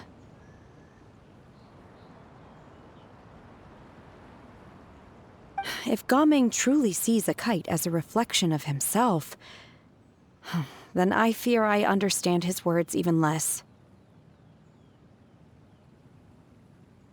Well, people often have different points of view depending on their mindset and experiences, right? It's actually quite normal. Just like some people can eat spicy food, but others won't go anywhere near it? Exactly. That's why tolerance and understanding are as important as they are. Tolerance and understanding? What brought about this conversation? Did one miss something? We were just chatting. You don't have to butt in on every little thing, you know. Where were you anyway? One was merely doing a bit of cooking. Night fast approaches. If you are otherwise unoccupied, one would entreat you to stay and eat before you depart.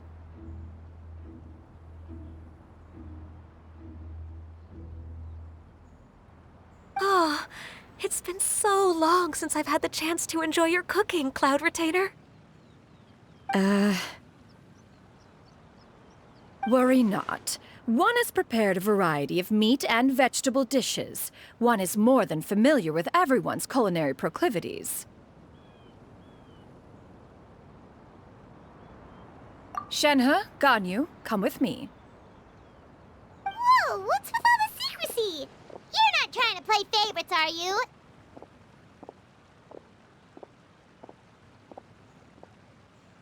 If you're ready to serve the food, we can help too.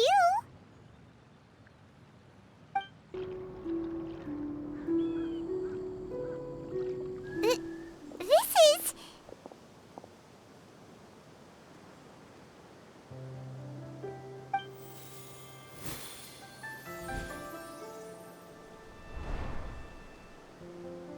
Oh, I can feel the wind brushing against my legs. This is a bit embarrassing. Is the headpiece secure? I should have asked Cloud Retainer to check before I stepped outside.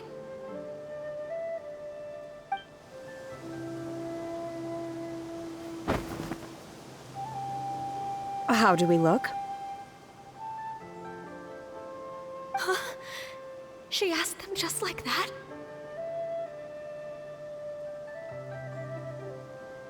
You look pretty too, Ganyu! Oh, how should Paimon put it? You both look so elegant and refined! Those outfits really suit you both! Given that one employed the services of the best tailor in all of Liyue, one would expect nothing less. What colors have you been partial to lately, Shenhe and Ganyu? Lately? Why is Cloud Retainer suddenly asking about what colors we like? I like black. One is gratified to see one's disciple has inherited one's own tastes. The color black doesn't get dirty easily. A virtue I've come to value recently. And you, Ganyu? I favor blue and black. And the material is sufficiently comfortable, yes? Yes, very. I simply cannot thank you enough, Cloud Retainer. For this gift. And the kite, too. Thank you, Master. One is content, as long as you are pleased with the gift. One hopes these garments will see much use.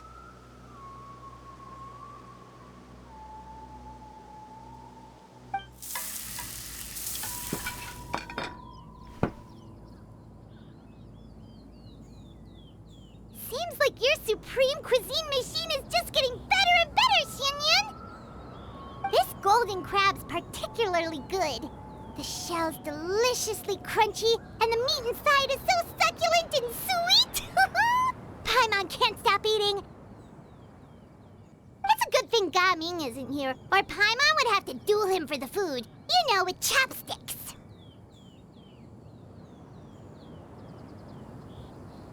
He traveled all this way on account of the kite-making workshop, and he spent the whole afternoon looking after Qiaoyu. One was hoping to treat him to a meal. Oh well. One will just have to extend one's thanks in person. It's rare for someone to make such a good impression on you, Cloud Retainer. One has high standards. He appears to be a young man of much merit, and one is not the type who would see such potential squandered. It appears that he wishes to break free from the kite string that tethers him. Kite string? Huh, what strange metaphors you speak in, Shenhe. Ever since you returned from One Mean Restaurant, your turns of phrase render one at quite the loss. Where do we even begin? Oh, do you know about the conflict between Gaming and his dad, Xinyan?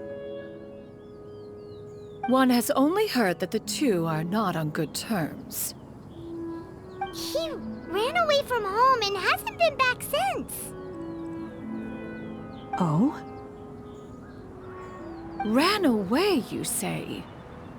Oh.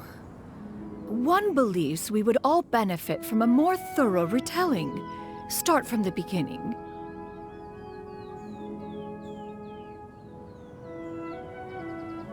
Oh, okay. Paimon just hopes he won't mind.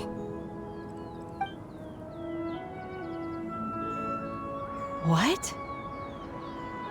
This shall not do. Lantern Rite fast approaches. We must make haste.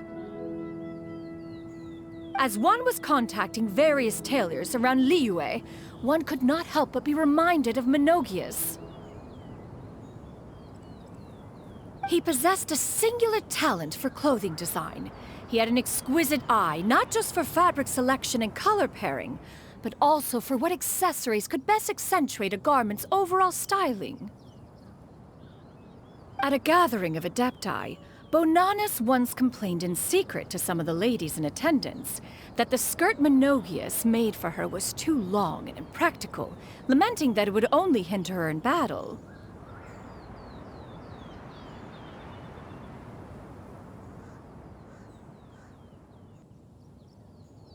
However, when one asked Menogias his opinion, he remarked that the train of the skirt would serve to enhance her adeptal countenance by exemplifying a certain elegance.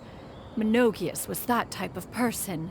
When it came to topics relating to garments and accessories, not even Rex Lapis could best his stubbornness. And later... one seems to have strayed off topic. One means to say that Lantern Rite should be a day of reunion. It is a time to address problems before they turn into regrets. Fate is fickle. The cruel reality of this world is that suffering and misfortune can befall any of us without design or reason. If there is a chance for young people to remain insulated from this reality, one should do one's utmost to make it so.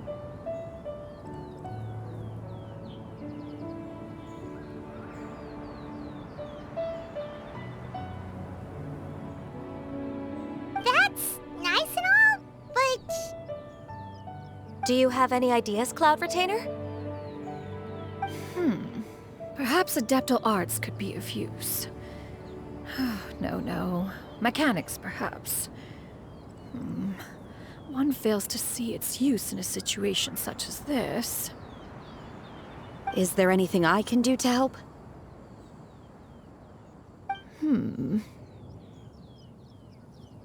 Combining our efforts is a fine idea indeed. Aha! One has an idea! How about this?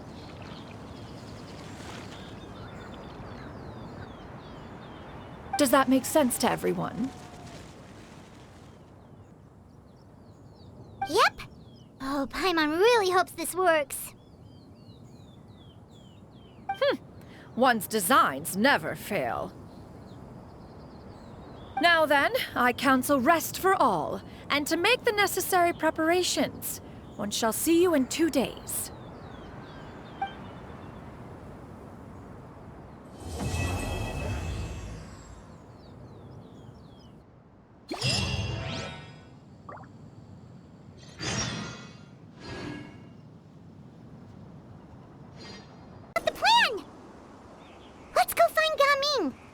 hope everything goes well.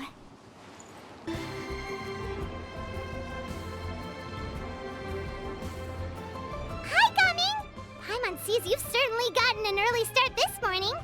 Playing games already, are we? Who won this time? You the one buying dim sum again? Hey, when you put it like that, it makes it sound like I'm always the one losing. Ah, perfect, you're all here. There's an important commission I need your help with. All right, I've got the time. Where are the goods? Well, it's not just goods this time. I need you to escort a tea merchant and their wares from Qiaoying Village to Liyue Harbor. A very important client has requested to meet with him. Sure. What's this merchant's address? Well, here.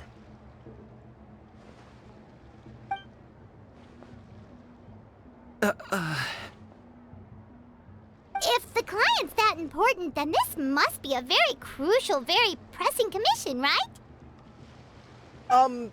Of course, the sooner you complete it, the better. I would advise you to depart as soon as possible. All right, don't work too hard now, Longjo. We'll set off then.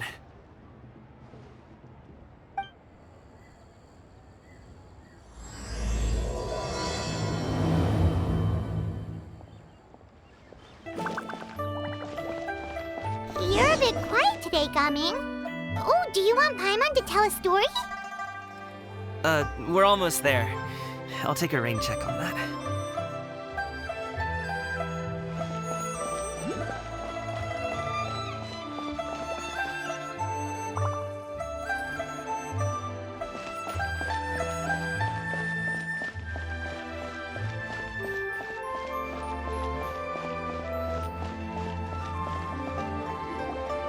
Hello, you must be the tea merchant heading to Liyue Harbor. We're here to escort you.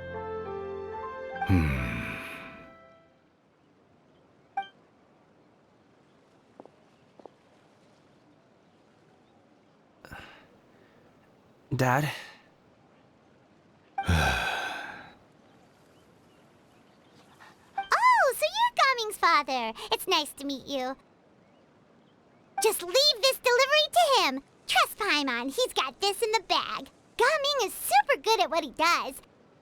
Everyone at the Secure Transport Agency says as much. Even the Ministry of Civil Affairs has nothing but good things to say about him. Seems like you've made some sort of name for yourself at least.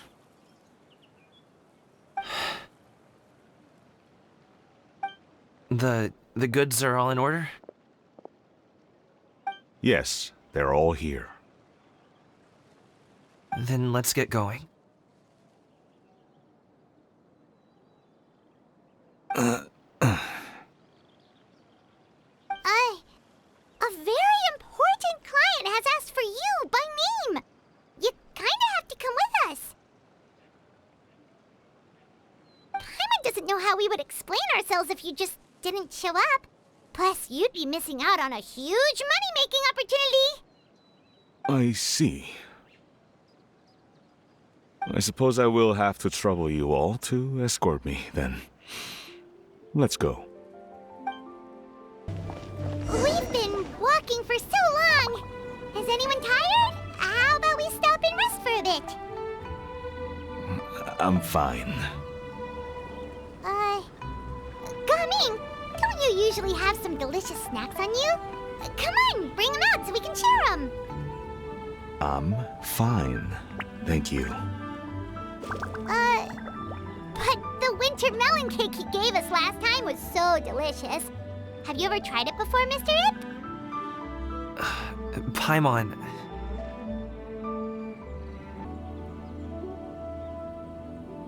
This place looks nice and open. Why don't you all rest here for a second? Huh? What about you? You're not going to join us? I'm not tired. I'll keep watch. Oh, but... Just let him go.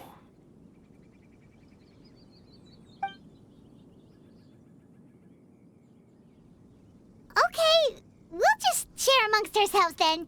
Did you know, Uncle Ip, that the flavor of these cakes changes depending on... Halt! Who goes there? It appears that one's movements were overly conspicuous. Enough of your musings. Focus. Focus on the matter at hand. Present your exquisite ornaments at once. Indeed. Bring them forth readily and without protest. Ah! What do we do? It seems as if these two are acting alone. It won't be difficult to subdue them, but they might have something else waiting in store for Dad. The best way to keep him safe is... Leave this to me. I'll handle them. Traveler, Paimon, take my dad and the goods away from here. No, Qiaoying. It's too dangerous. This is what I do.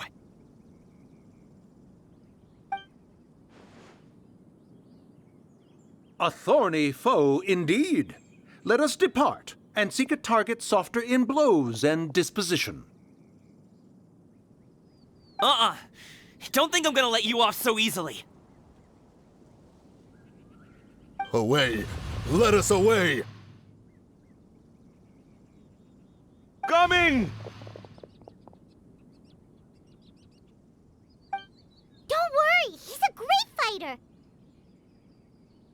Paimon's even seen him take down a dozen or so treasure hoarders all by himself. But, Qiaoying,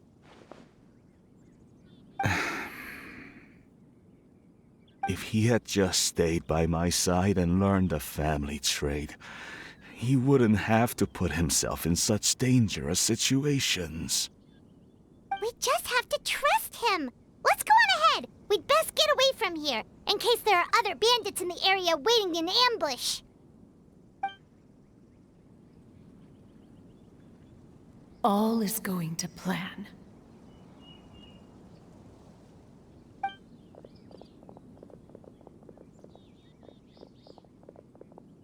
Okay, we should be good to stop here. Yangli? Oh no, what is he doing here?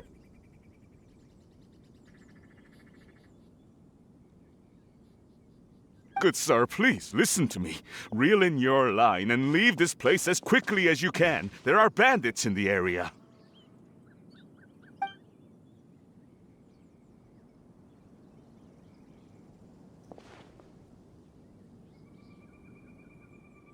Bandits? Acting in broad daylight?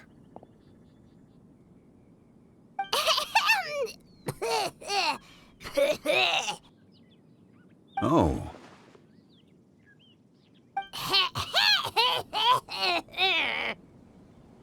Ah, I see. It appears many people are catching a chill as of late. If your throat is bothering you, Paimon, perhaps some tea and rest are in order. Nope, no need. Paimon's fine. She just, had some cake stuck in her throat.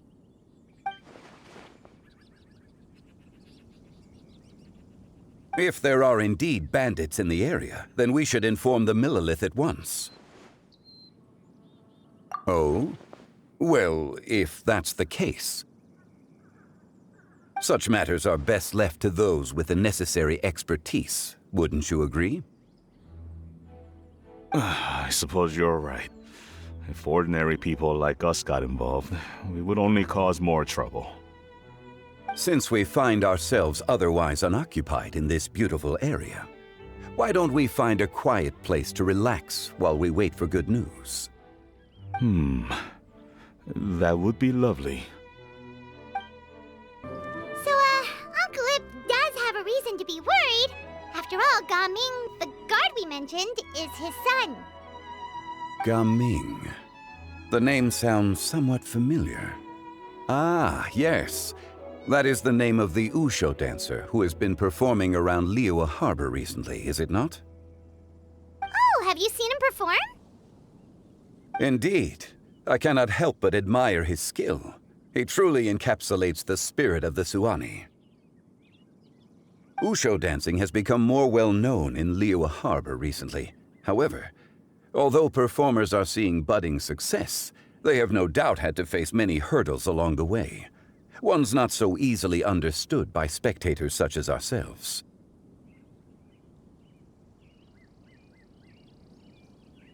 If you ask me, what truly deserves admiration is perseverance in the face of adversity. That is a rare attribute indeed. I have heard many of my acquaintances praise Gaming for his kind, selfless, and courageous disposition. To have a child so accomplished and upright, you must be a very proud parent indeed, Uncle Ip.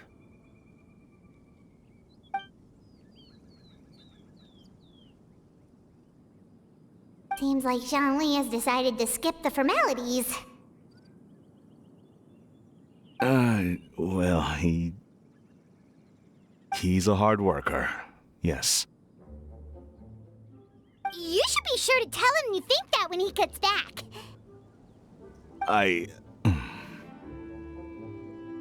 Your son is young yet.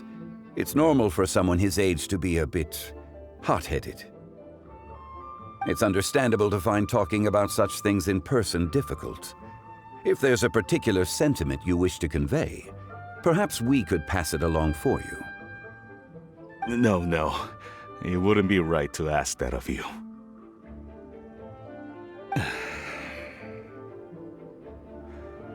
This thing between us has festered for many years now. In truth, there are some things that simply aren't easy for us to talk through. I've been in the tea business for most of my life, and I always hoped my child would do the same. Otherwise, how would he support himself? Over the past few years, I heard how well he was doing for himself as a guard. How his work was taking him to farther and farther off places. I also heard that he never gave up on wushu dancing. It made me happy. But I was also worried. When you're young, you can handle all that physically taxing work and manual labor. What young person isn't capable of making a living that way? My concern is what happens when you get old. Every time I get to thinking like that, I cannot help but be reinforced in the belief that I was right. That I was right not to give in. I often regret introducing him to wushu dancing as a kid. If I had known how things would turn out, I would have never taken him to see those performances in the first place. It is only natural for a parent to strive to send their child down the right path. No one would begrudge you that sentiment, Uncle Ip. You need not worry. You seem quite young, Mr. Zhongli. Yet you speak with such wisdom. Perhaps I have misjudged your age. Your words are too kind. Truth be told, one of my old friends has several grown daughters. Rather than fretting about their future, however, she prefers to let them find their own way. Then she's more easygoing than I could ever be. I fear I lack such an open mind. I meant to say earlier, there is no need to be so polite. Feel free to call me by my name, Ipdak. Sure. So, do you also think I fret too much, Mr. Zhongli? That's not exactly what I was hoping to convey. Only a fool would ask a parent not to worry about their child. But think of it this way. Raising a child is not unlike flying a kite. Hold the string too tight, and it can no longer soar. As my friend once said, if your children are aiming for the stars, Clipping their wings will only cause them to come crashing down. You need to let out the line for a kite to soar.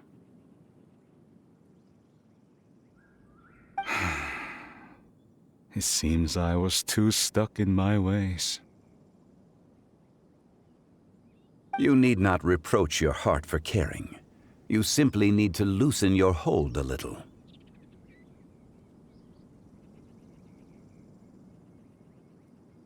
Indeed, with such a big heart, why not allocate the time you usually spend worrying about Gaming to the pursuit of other things, like going for a stroll, drinking tea, or taking in the scenery? You never know what surprises could be in store. Things can change in the blink of an eye.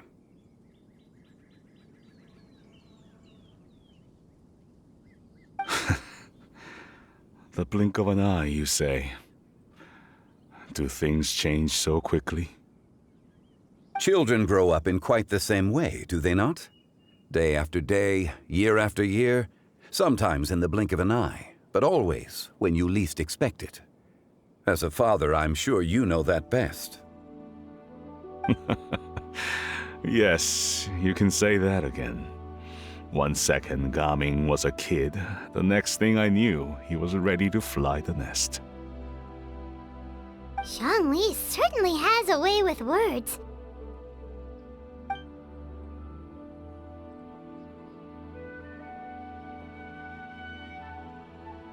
Oh, Gaming is back! Hey, Gaming, we're over here! Dad, Traveler, Paimon. Good, you're all here. Oh, and Mr. Zhongli from the Wangsheng Funeral Parlor? You're here too? A fated meeting indeed. We were just enjoying some pleasant conversation.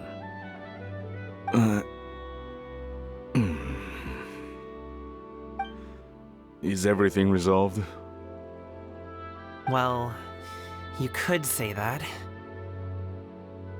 What does that mean? Traveler, Paimon, come with me. I need to talk to you. Huh? Oh, okay.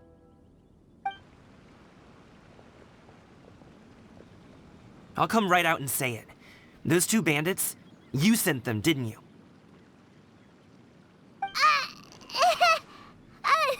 So, that's how we're starting off? Can't look me in the eye, huh? Guess I'm right then. Okay, but how did you know? At first, their mannerisms seemed a bit stilted. But once I got close, it was obvious that they possessed great skills. I was right on their tail, and it should have taken only a few steps to catch up to them, yet somehow, I was never able to close that distance. People with that level of skill would have gone about things differently from the start, like sneaking up on us while we were distracted. Unless, of course, their real motive was to lure me away from the group all along. Wow, you're pretty quick on the uptake. I just have a lot of experience. I've dealt with many a ruthless bandit in my time, but I've never seen ones like them. In the end, I told them they would make good guards if they ever wanted to get back on the straight and narrow, and that they could hang out with me in Liyue Harbor anytime. You ever consider you might be a little too good at making friends? I'm guessing you guys were trying to help resolve things between my dad and me? I appreciate it, I really do. But this conflict between us has been going on for a long time. Even if those two were real bandits, and I was able to subdue them and show them what I was capable of, it wouldn't change anything. You've seen the way he talks to me. It's not like that at all! Your dad really cares about you. You should see the way he talks about you when you're not around. Zhongli was talking things through with him, and he nearly agreed to let it go. You don't believe us? He won't let it go. He can say as much as he wants to other people, but he won't talk to me. I'm certain of it. You told us you wanted to prove yourself to your dad. Why don't you tell him about all the hard work you've done these past few years? Will that even do anything? I'm not sure talking is enough. You won't know unless you try. Just like how you won't know if something is delicious unless you taste it. Listen to us. It's time to put these people skills to good use. You can make friends with anyone, so why not your dad?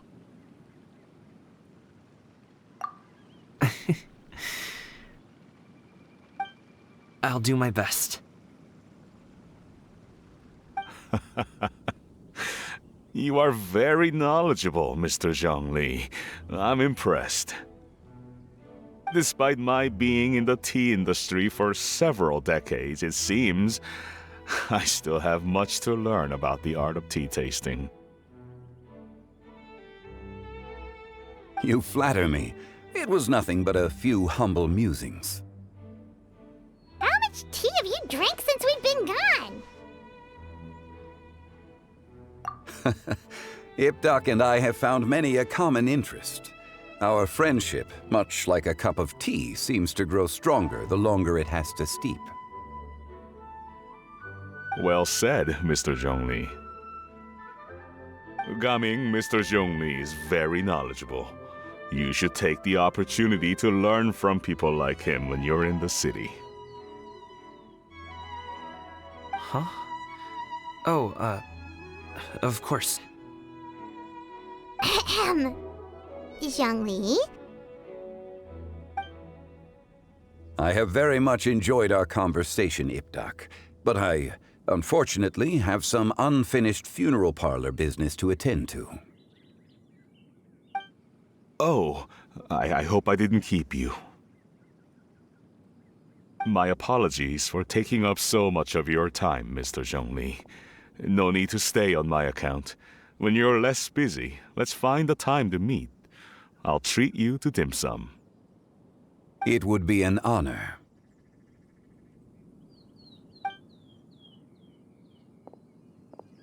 We'll see you off, Zhongli.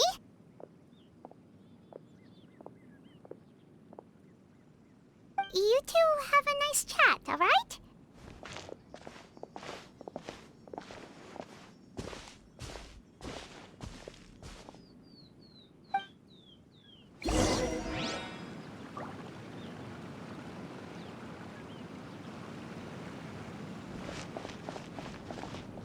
Should we sit? Sure.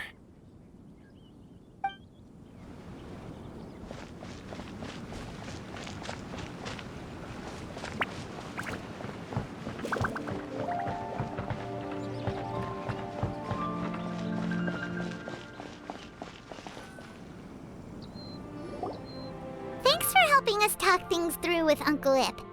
Good thing you were able to pick up on what we were putting down. I have been around the both of you for some time now. You could say I have a certain level of expertise in that regard. As for my role in the conversation, think nothing of it. I hardly did anything noteworthy. You never change, do you? Why did you have us walk all this way? Paimon thought we just had to go far enough to be out of earshot. A friend approaches. Hello. So, you're here too? I've been here the whole time?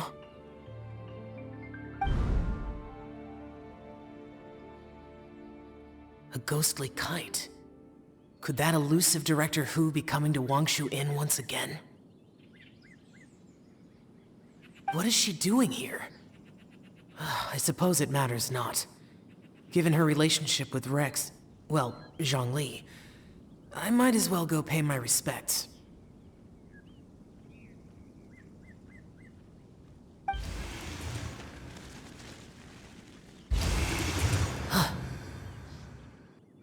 It's you. I thought you were Director Hu. Ah, your arrival is most fortuitous. Do you want to try out this new gadget? The addition of the power source makes the takeoff more stable. It's just that... He seems quite immersed in the study of this device. I fear it's almost too stable. It completely negates the pleasure of seeing one's kite sway with the wind. It's a bit of a shame. In truth, I'm here because Director Hu dispatched me to purchase some items in preparation for Lantern Rite. I see. Much like she does every year. Much like she'll do next year, I would imagine. Ugh.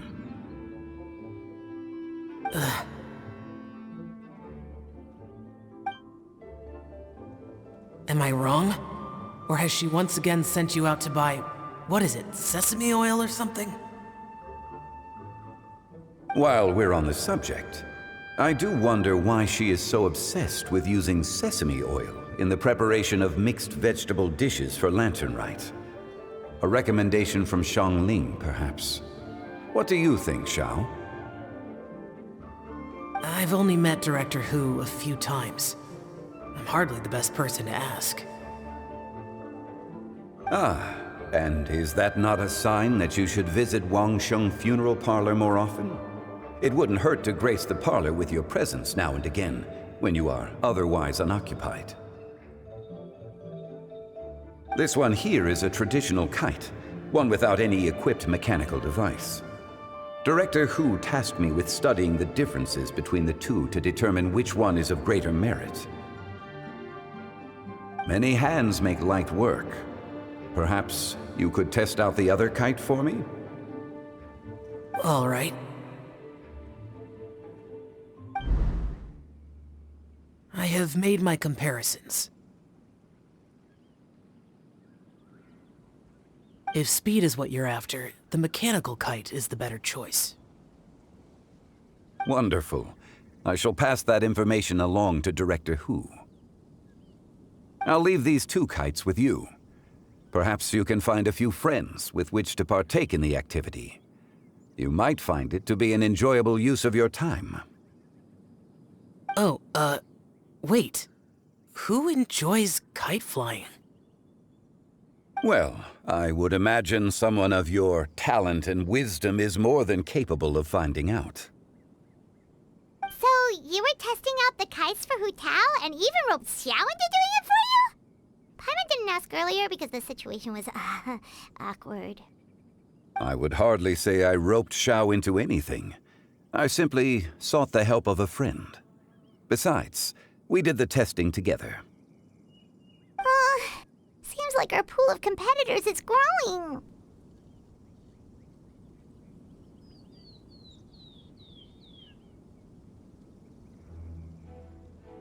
Do you like kite flying, Xiao?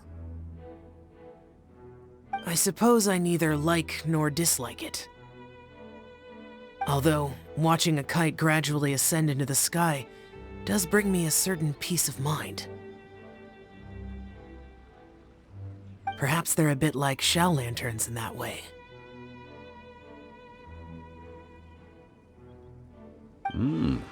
Kite flying is also a pleasant form of relaxation. Have you ever thought about making a kite, Xiao? Cloud Retainer taught us how. We can teach you if you want. There's no need. Menogias was the only Yaksha among us who had an interest in matters of ornamentation and design. When Lantern Rite is over, come find me near Pervasi's temple if you have the time.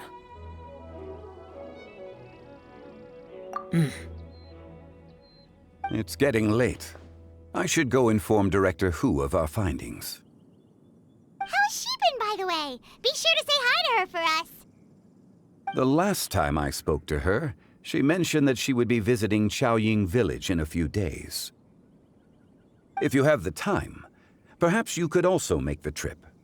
If you happen to run into her, you can pass along your regards in person. We'll keep that in mind. Take care, Xiangli. See you later. See you next time.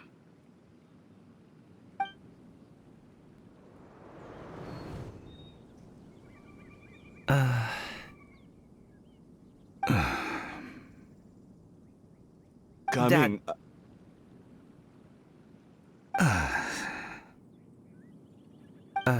You can go first. I don't have anything to say. Then I'll go. I still don't want to leave Liyue Harbor. Oh. I can't say I support that decision, but... Hey, let me finish before you get all worked up. Sit, Shenhe, sit. You must be tired from your journey. Shall I pour you a cup of tea, or would you prefer something else to drink? No need. I'm not tired.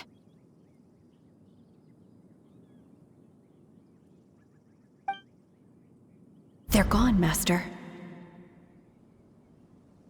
Perfect. The time is nigh for us to make an appearance. Do you remember the plan when recounted to you? Yes, Master. We aim to give them a demonstration of familial love.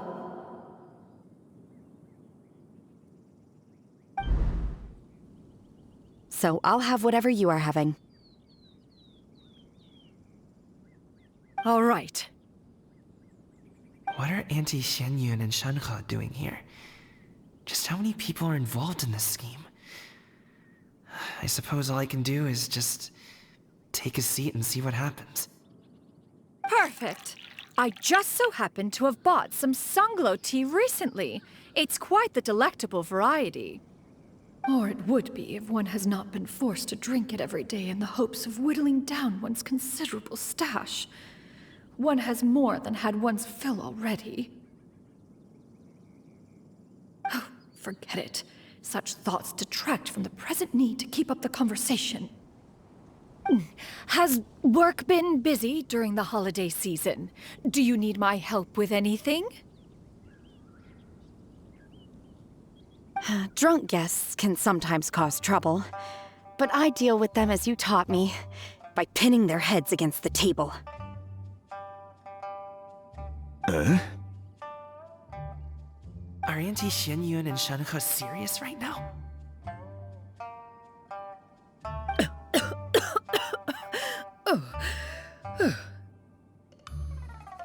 Oh dear. While one was busy orchestrating this act, one seems to have forgotten about Shenhe's various eccentricities. What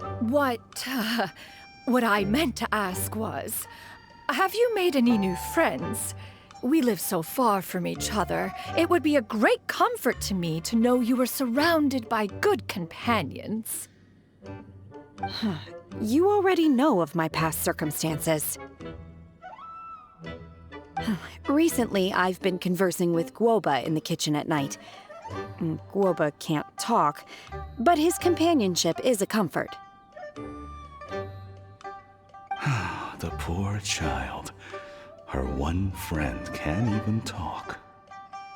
I guess maybe Gaming is not doing so bad after all. Perhaps I've been too hard on him. Let's move on, shall we? Do you have any plans for today, Shenhe? How about we do something fun? That sounds about right. Take her to do something fun, and perhaps she'll loosen up a bit. Like we used to do when we would carry stones up and down the mountain from dawn until dusk, picking herbs to eat for dinner along the way? If that is what you ask of me, then that is what I shall do.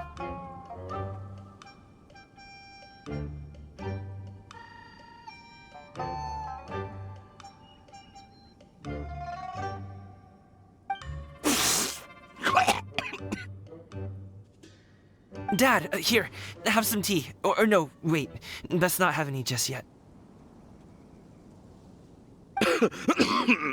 Yeah. I simply can't listen to that any longer. Gaming, I'd like to finish what I was trying to say before. I don't support your decision to stay in Liyue Harbor, because living there is too hard on you. If you come home, there will be people to help you. I'm not saying we have to live under the same roof. I know our personalities are too similar to avoid butting heads, but you'll have your entire family around you. Your aunts, uncles, they'll all do whatever they can to help. You could get a less taxing job, and we could grab dim sum together from time to time. Huh. I didn't know dim sum was such an important affair, Master. Shh. Just think about it, okay? You don't have to decide now. Dad really has changed a lot. He would never have said these things to me before. But Thank you, Dad.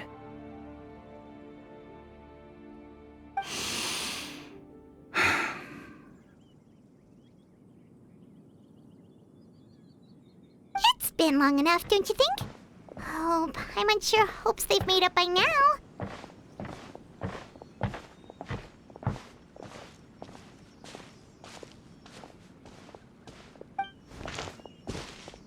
Oh, they're drinking tea in silence. That's not a good sign. Did Xianyun's plan not work after all? Hey, you two! Paimon's sorry we were gone for so long. We got to chatting with some friends and didn't realize how much time had passed. Perfect timing, actually. We seem to be just about done here. Yep, let's go. I'll get the bags.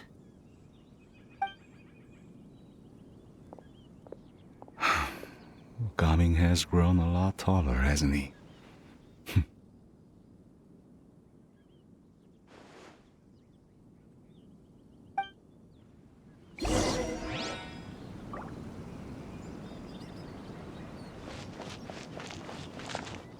Master, did I say something wrong earlier? I tried to go along with your questions, but when I saw how you and that man reacted, I started to wonder. Not at all. Certain unforeseen variables may have presented themselves along the way, but the outcome proved favorable. The plan was a success. Then I helped? Naturally. Your purity of spirit is one of your greatest strengths, Shenhe. You need not change who you are.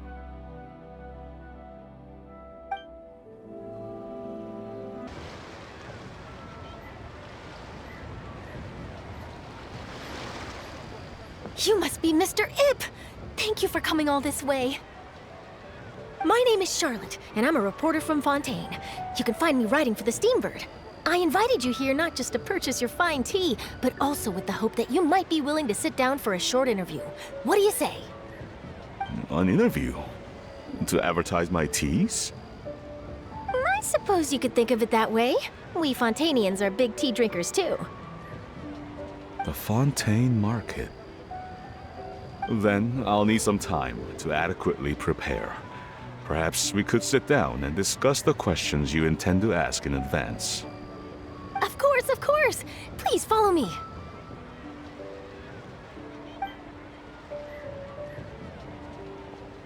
Is this person also involved in your plan?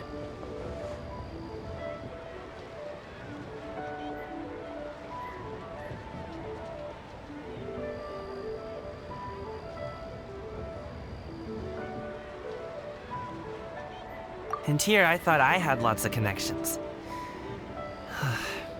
I suppose I've been humbled. You sure know all kinds of cool and important people. Over here! Yoo-hoo! Over here! Huh? What? Auntie Shenyun? She probably wants to talk about the next phase of the plan. Let's go while your dad is still distracted.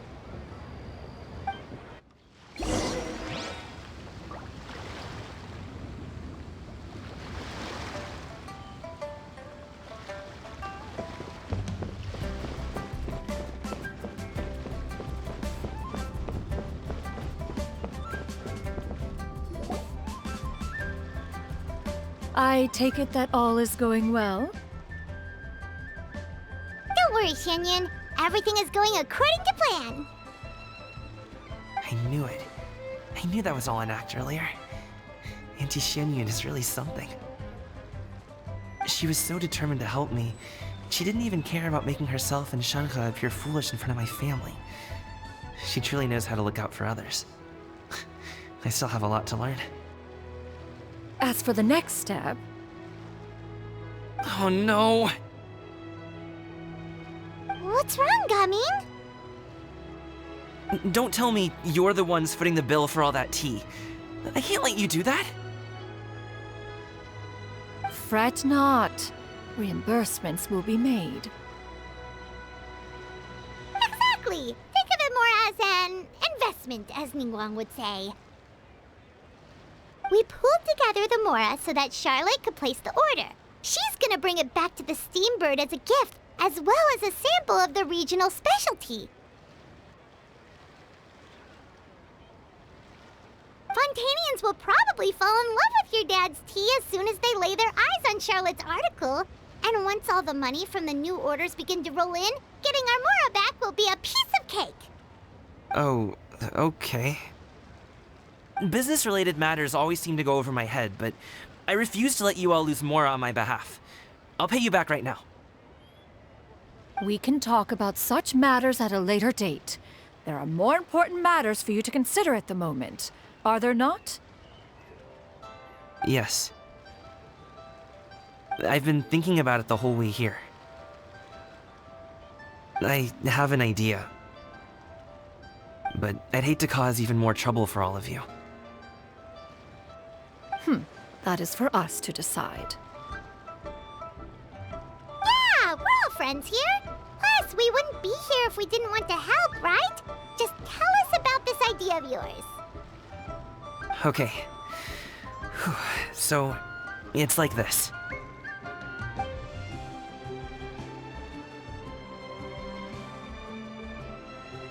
Got it! Just leave it to us. Let's split up and make it happen.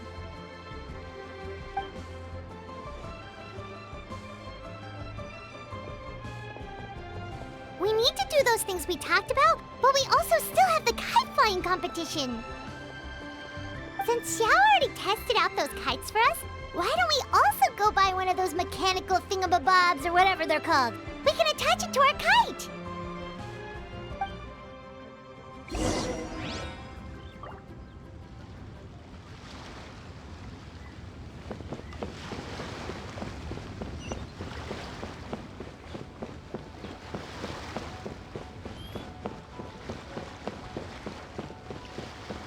I've got a bunch of interesting gadgets. Do your teas pair well with milk? What about sugar? Can we skip that question? Of course! You would much prefer that the teas be made plain, I suppose. Perhaps you could provide some descriptions of their flavor profiles during the interview. Ah, no problem. Noted. Now then, let's discuss tea box design, shall we? Recently, I've learned a lot about traditional Liyue motifs and their deeper meanings. I was thinking if there was some way to integrate these motifs into the design of the exterior packaging. Now that's an interesting idea. If you ask me, I would probably...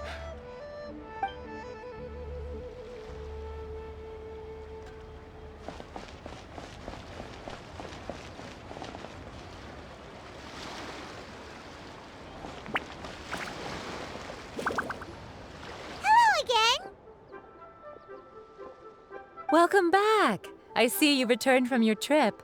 I really do have to thank you for all your help from before.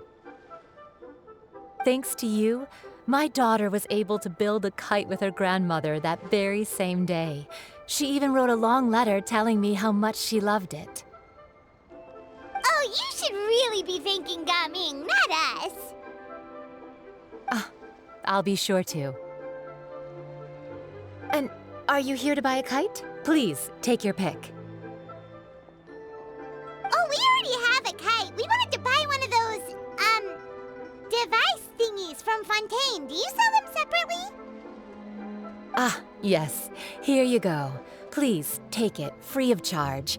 The directions are in the box. It's not hard to install at all.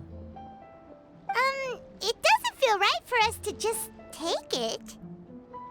Well, nor would it feel right for me to take your Mora. Good luck in the kite flying competition. I'll be rooting for you. All right then, thank you.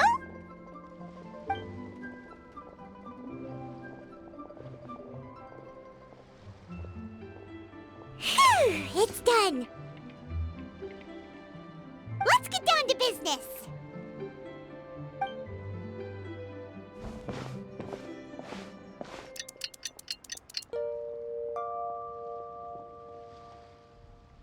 Looks like we finished everything we needed to do. Let's find a good place and put this thing into the sky.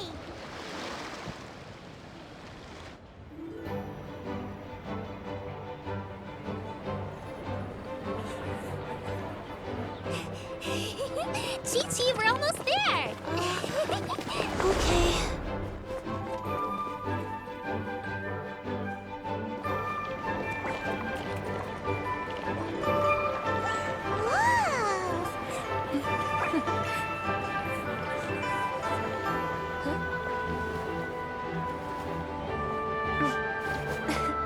Come here, allow me.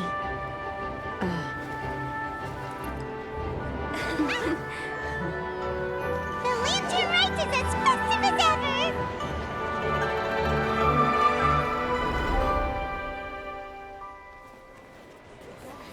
Huh? Oh, what's going on? Did something happen? What should we do? Oh, should we get the Millilith?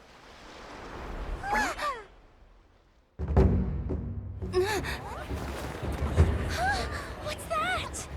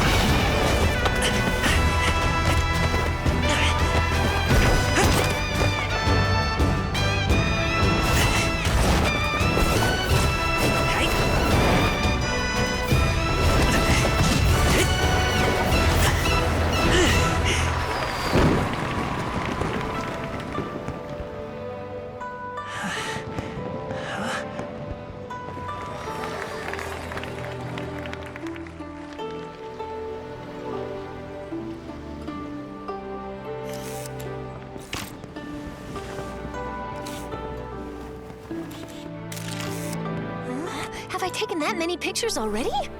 I need to load more film.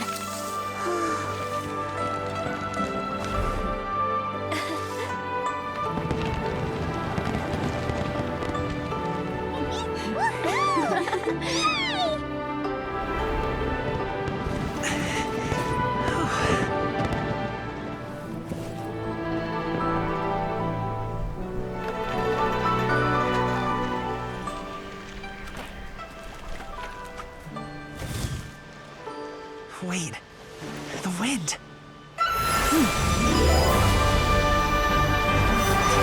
my gosh! Mommy, I want a big kite like that too! Do you see that kite way out in front? It's so beautiful!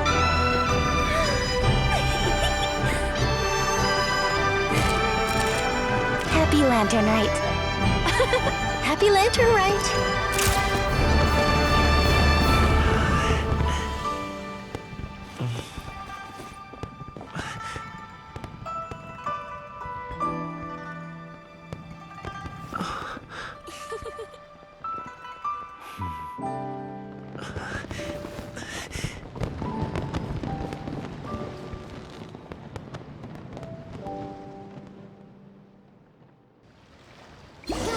performance was so cool, Paimon almost wanted to join in! You saw that, right, Traveler? Let's go find him! Oh! He's over there! Talking to his dad!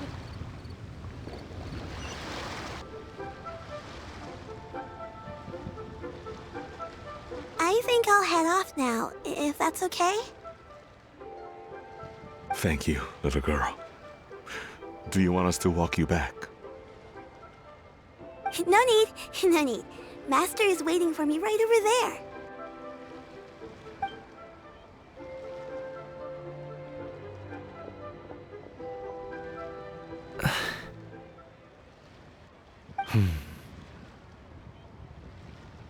Dad.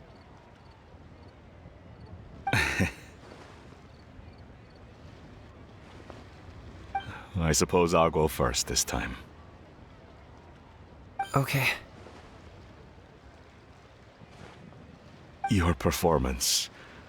I've seen many wushou dances in my time, but I've gotta admit, what you pulled off there was breathtaking. Wow. I never thought I'd live to hear you say that. You're serious about doing this professionally? Absolutely. I know it'll be difficult, but... Then it doesn't matter. What I mean to say is, of course it'll be difficult. But if that's your decision, if that's your dream, then it doesn't matter how difficult it is. As long as you put in the work, then any obstacle can be overcome in time. Really, when I was young, I also... Actually, how about we save that story of my past for another time? All I really want to say is, I've changed my mind. And much like this kite, you also deserve to soar to new heights. Dad. Son. Son? Haven't heard that in a while. I bet you're wondering what's gotten into me saying all this. Well, a little bit, yeah. Anyway, I know I've never found the chance to say this before, but... to me, Gaming, you've always been a great kid.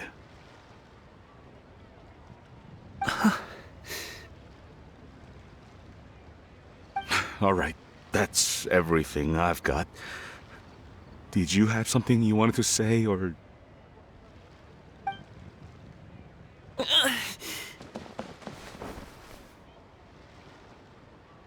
Seeing the two of them talk things through like this really gives Paimon a sense of accomplishment.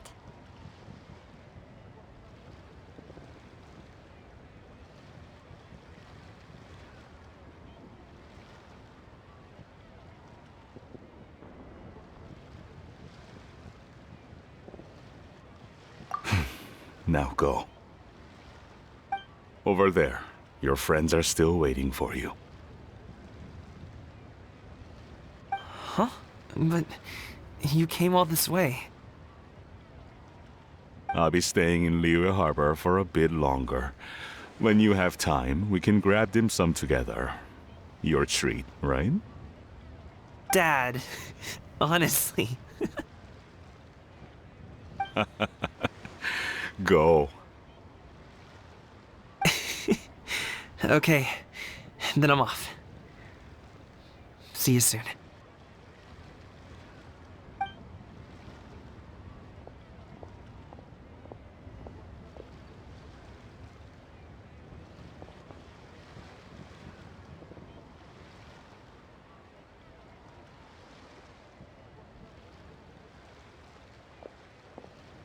That's quite the smile you've got there, Gaming. Really? It's nothing to be embarrassed about.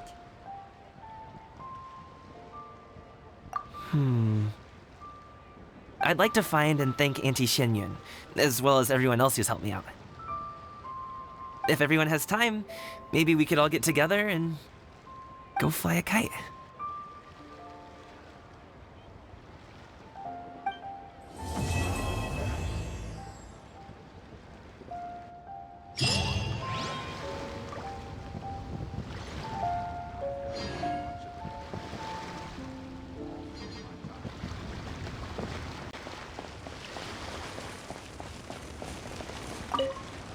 Lantern Rite was simply amazing. I'm not sure I'll be able to sleep tonight. Oh, that? Yeah, interesting story. It was invented by a guy from Fontaine. His name is Ildison. He's always tinkering away at some mechanism or another. He's even asked the Steambird to write about his inventions on more than one occasion. I believe I have a direct quote from him about this particular one. Yes, here it is. The device is powered entirely by mechanical components without the need for any additional energy source. Basically, it's a manually operated cranking device. How high it can fly entirely depends on how much force you can exert. Combining this invention with a kite. What a great idea, right? Oh, my conversation with Mr. Ip went really well. I've already sent the first draft of my article back to the Steambird. It's a piece that contains all the pertinent information while also telling a story. I'm quite proud of it. Oh, that reminds me. I should thank everyone who made this possible for me. Especially that spirited lady with those peculiar turns of phrase. Miss Xianyun was her name, right? It was all thanks to your connections and creativity. I would have never thought I'd be able to bring such a special gift back to Fontaine with me. This was my first time experiencing a foreign holiday in person. It was so exciting! The festive atmosphere, the contagious holiday spirit, the profound, storied cultural traditions steeped in symbolism. Oh, I almost forgot. Kuching even gave me a kite with a poem on it that she wrote herself. It goes, "Dreams are like paper kites. With them do our hopes take flight. Sailing high above the clouds, they yearn for something more profound. Yet try we may and try we might. A deeper truth waits in plain sight. Though we hang our hopes in skies abound, many joys lie on the ground."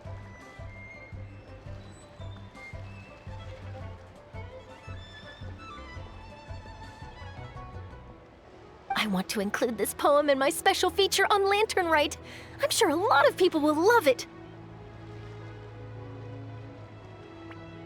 Yep, and happy Lantern Rite to you!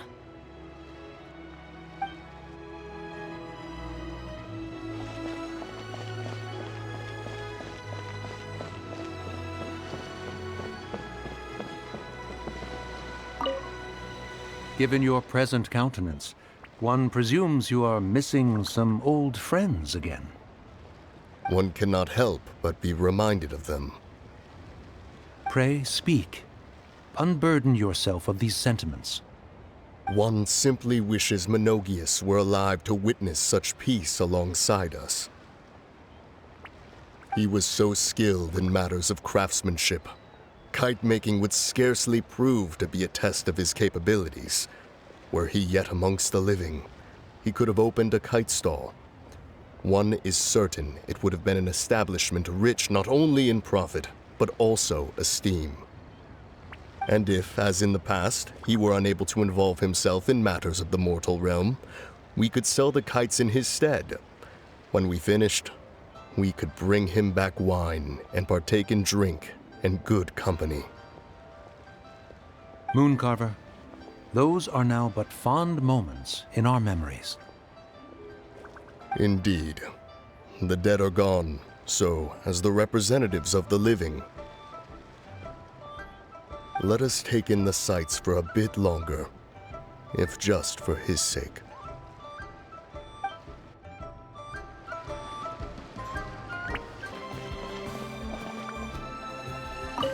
So, you're still a big fan of winter melon cake then? Huh? Oh, I guess you heard everything Paimon was saying, huh? Of course. She was talking about you. As your father, how could I not listen? Remember back when you were a kid, and you would sit on my shoulders to watch the Wushu dance. On our way back home, you would beg me to buy you some winter melon cake. We would only buy 2 at a time, but before long, we tried the winter melon cake from every vendor that street had to offer. There was also that one time you used your pocket money to treat me. Do you still remember? Yeah, I remember. That was the best winter melon cake I ever had. Let's go back sometime. The shop's still there, and I remember the way. My treat, just like before. Are you sure? Absolutely.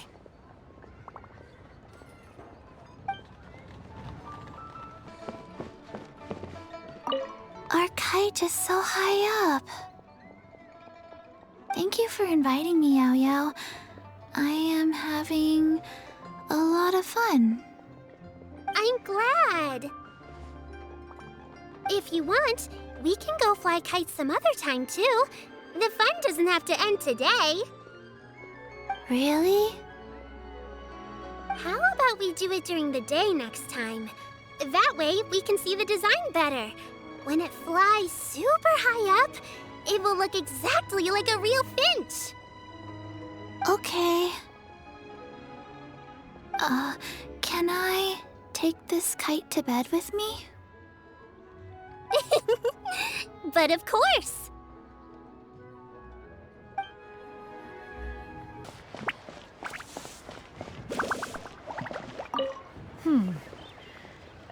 One may have won the kite flying competition, Yu Heng, but this prize should truly be reserved for another. You need not be so humble, Honored Adeptus. Among all the kites, yours was quite literally a cut above the rest. Please accept this prize. You deserve it. Besides, I'm quite certain we owe a fair share of the success of this year's Lantern Rite to you. If you insist, then one can hardly continue to refuse. However, there is another matter with which one would ask your assistance. Of course.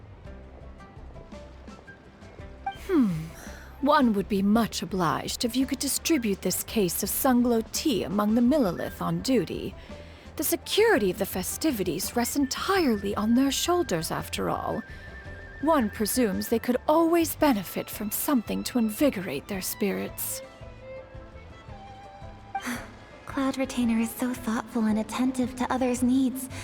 I would expect nothing less of an esteemed adeptus such as herself. Understood. I'll get on that right away. A fortuitous result indeed. One's tea surplus has hitherto resolved itself. Listen, let me tell you. I don't get it. Is something wrong, Shenhe? Tell me. Perhaps I can help. The color black doesn't get dirty easily, so I thought this outfit would be acceptable to wear to work. But Xiangling told me it was inappropriate. But inappropriate? How? She probably just meant the outfit isn't suitable for that particular environment and occasion. But for a festival gathering with friends, a nighttime stroll, or an important banquet, your outfit is more than appropriate, Shenhe. So you're saying it's only something I should wear in front of important people? I suppose that's another way to think of it.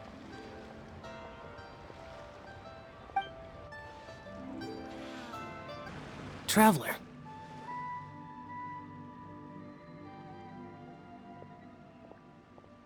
Being in the city isn't the only way for me to appreciate the lights and beauty of Lantern Rite. Look, Liyue Harbor lies just beyond this mountain.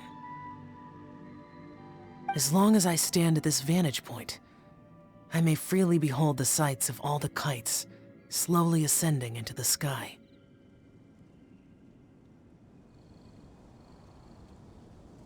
For me, that is enough. I invited you here because there is something I would like to do.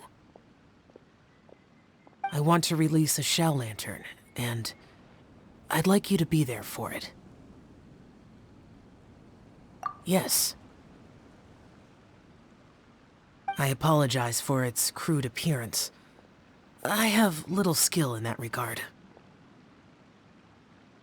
You are very kind, as usual.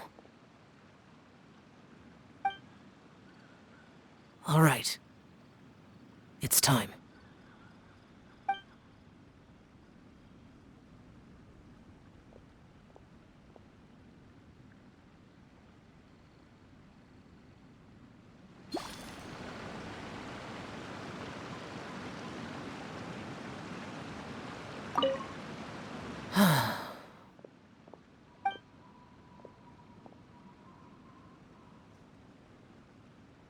Traveler. Thank you.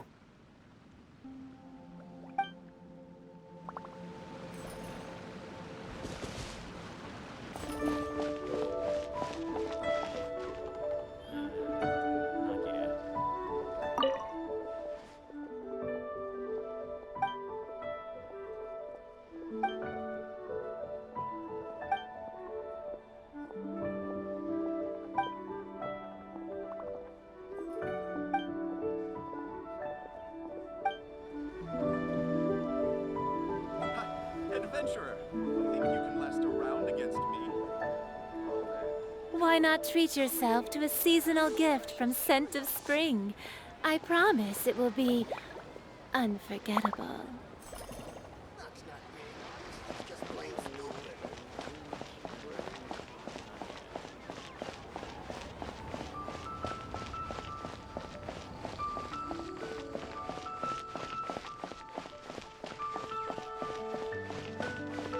Maybe reciting poetry is a way to set my dreams on the wind.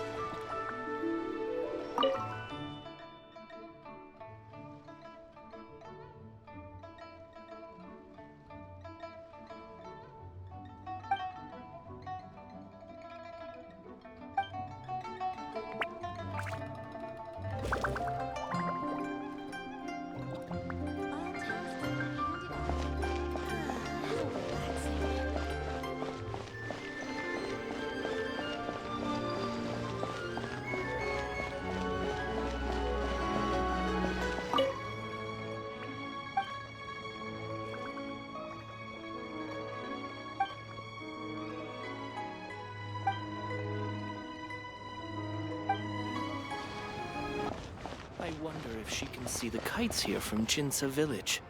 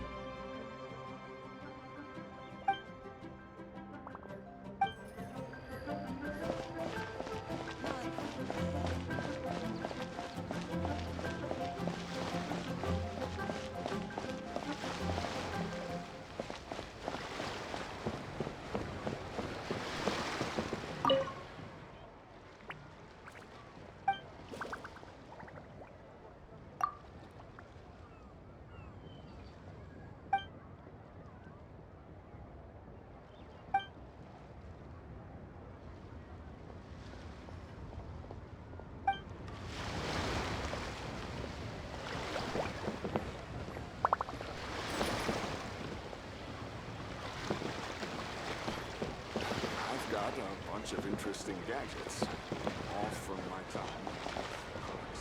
Keeping an antique kite flying after all these years is quite a feat. I want Dad to get me a swan knee kite.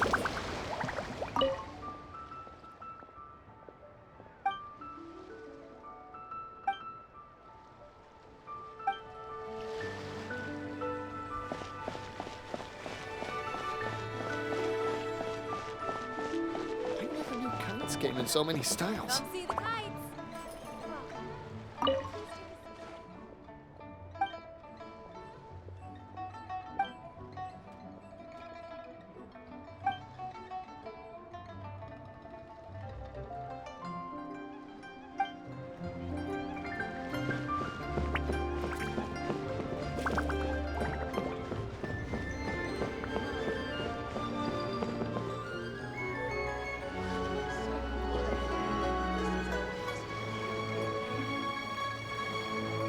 Do you want to make a kite together?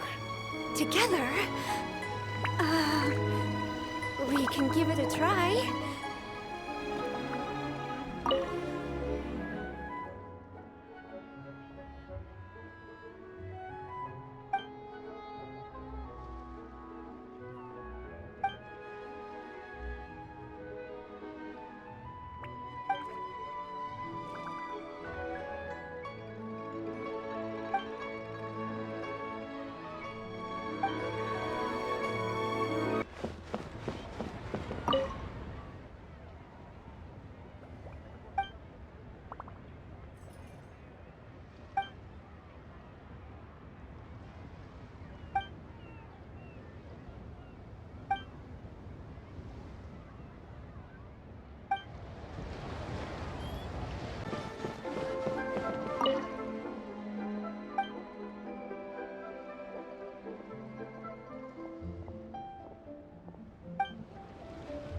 Xiangli say Hu Tao is also planning on spending some time in Qiaoying Village? We didn't have anything else to do today, right? Why don't we go have a look around? Maybe we'll run into her.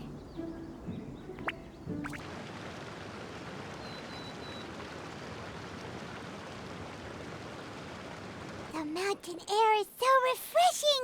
It makes Paimon feel like she could float around all day and never get tired. Cream! Gummies! Fuel fruit! Huh? Did you hear that? Sunshine! Blue skies! Good vibes! Right? So Paimon wasn't just hearing things. That voice sounds really familiar. Well, we've got the time. Why don't we go check it out?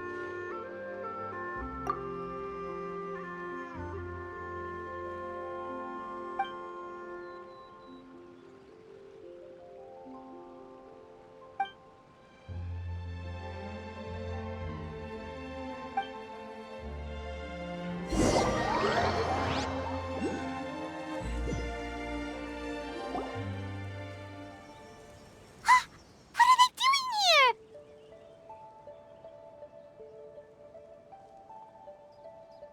Navia, Clarand!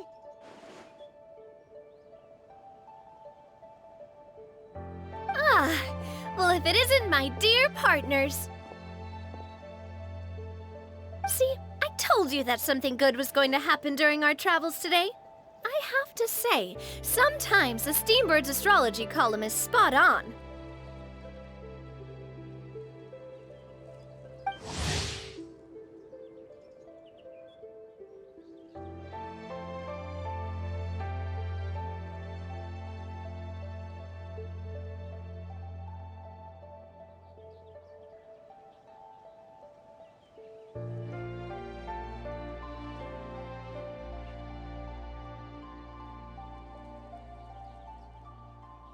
It's just your lucky day.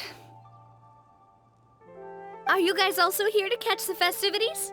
Oh, and that reminds me. Happy Lantern Rite! Happy Lantern Rite. Happy Lantern Rite to you too!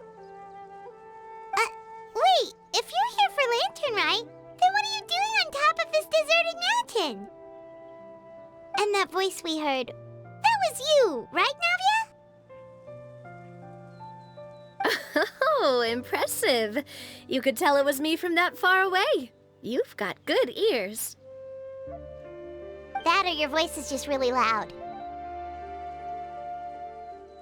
Well, of course it is. After all, I'm a boss. Indeed. I suppose it's an asset. Sure is! Having a loud voice is a handy tool when it comes to communication. Wait. That wasn't even Paimon's point. Paimon just wants to know why you two were shouting from the top of this deserted mountain. There was something about almonds, maybe? And buell fruit? Ooh, is it some sort of secret code? No, it's not a code. The words are meaningless. Perhaps, but the act of shouting was very meaningful indeed. That's just what mountain climbers do, right? After all the hard work it takes to make it to the top, as you stand on the summit looking out at the vast scenery, it's not easy to resist the urge to release those emotions.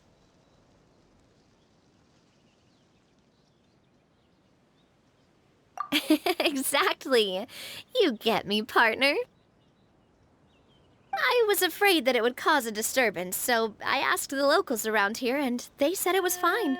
Apparently most hikers like to shout when they get to the top, so the locals are used to it by now. So, you see, it's not just me. I guess everyone shouts from the top of a mountain at some point in their life. Speak for yourself. When you're stressed, don't you ever just get the urge to do something for no reason? Not really. If I ever get stressed, I just go hunting. Oh, that's a pretty good way to relieve stress.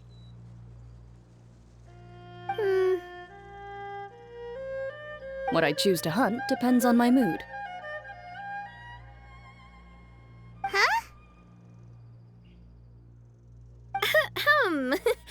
Anyway, why don't you two give it a try? Shout anything you want. It's a real stress reliever. As long as Paimon has clothes on her back and food in her belly, Paimon doesn't think there's any stress that needs relieving.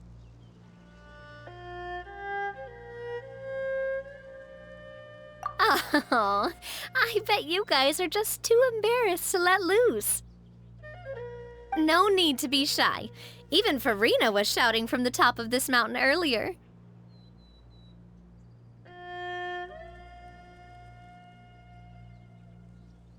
Huh? Did Paimon hear that right? Farina's also here? In Qiaoying Village? Believe in your ears. It is indeed as you heard. Actually, the reason we climbed this mountain in the first place was also because we heard the sound of shouting. Yes, we could just about make out someone yelling things like, "Help me!" and "What should I do?" So we hurried up here to check it out. And what do you know? Miss Farina was standing right there, all red in the face. She practically sprinted back down the mountain the minute she saw us. Ah, that reminds me. I believe what she actually said was, "So help me, I will figure out what I should do about this script."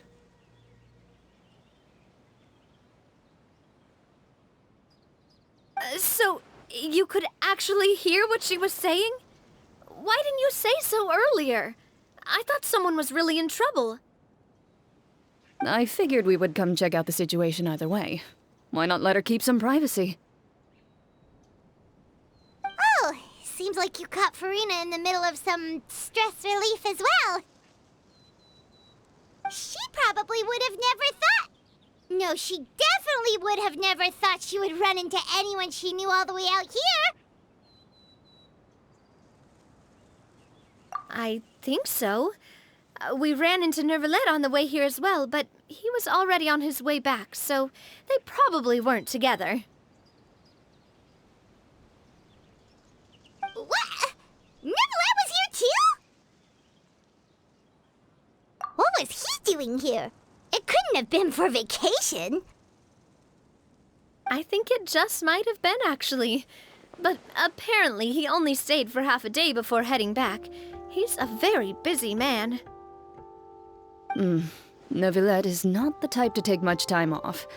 Taking even a half day for himself is already a huge step in the right direction. Didn't Charlotte publish an article on the Liyue tea industry recently? Maybe he was inspired to come buy some tea after reading that article. You know, just like you were. My situation is completely different. I'm here because I was asked to accompany you. The tea purchase is simply an added bonus of this location. You Fontainians and your tea drinking.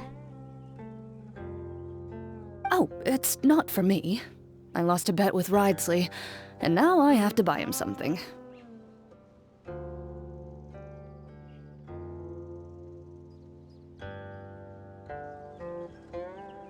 It was just a spur-of-the-moment sort of bet. Ridesley gets really invested in that sort of thing, but he couldn't care less about what he wins in the end. You could give him mint plants that you plucked from the side of the road, and he wouldn't even mind.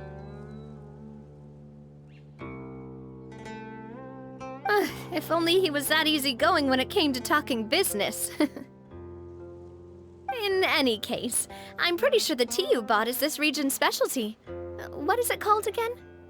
Neuvillette even mentioned it earlier. Yes, that's the one. You didn't really buy 10 boxes, did you? Please, do I look like someone who would fall for that sort of marketing trap? That reminds me. You guys said you only came up here because you heard my voice, right? I hope it didn't put you out. You must have had other plans for the day. Oh, that's right. Who tell?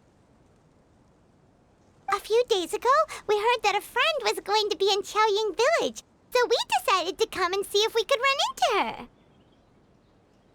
Oh dear. We've been chatting for quite some time. I'm sorry for keeping you. That's good. We should probably head out and look for Hu Tao. No need to stay on our account. We just got up here, so we're gonna stay around for a little longer. Go and meet your friend. We can meet up in Qiaoying Village later. Sounds good. We're gonna head down the mountain then. See you later!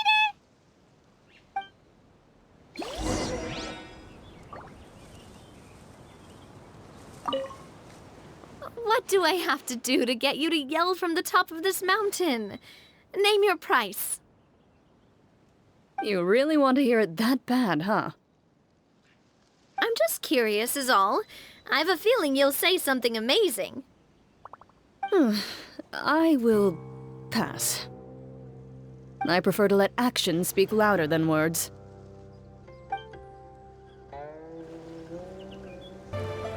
Qiaoying Village is known for its tea, but you know what else they have with tea? That's right, dim sum!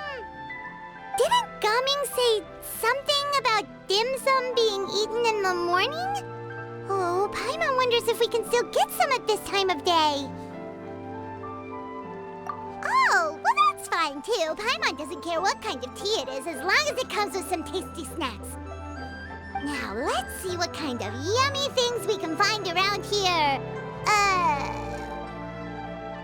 Paimon's not seeing things, is she? Is that Farina standing between Zhangli and Hu Tao?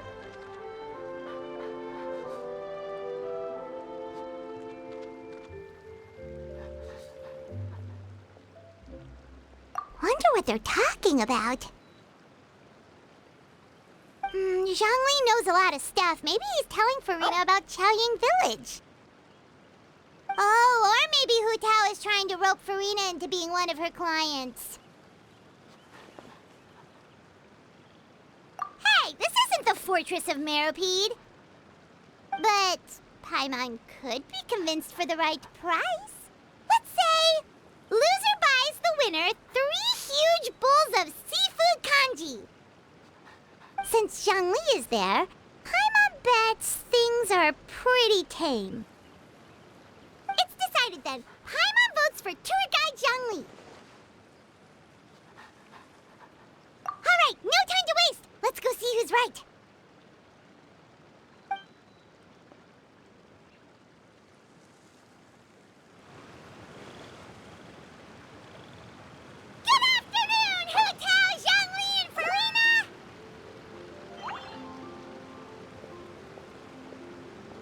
Great, now Paimon's shouting too. Oh, well, aren't you a sight for sore eyes? Seems like our luck just keeps on growing. That we were able to meet you both without prior arrangement must mean that this is quite the serendipitous meeting indeed. Huh? Oh, so both of you are acquainted with the Traveler and Paimon then?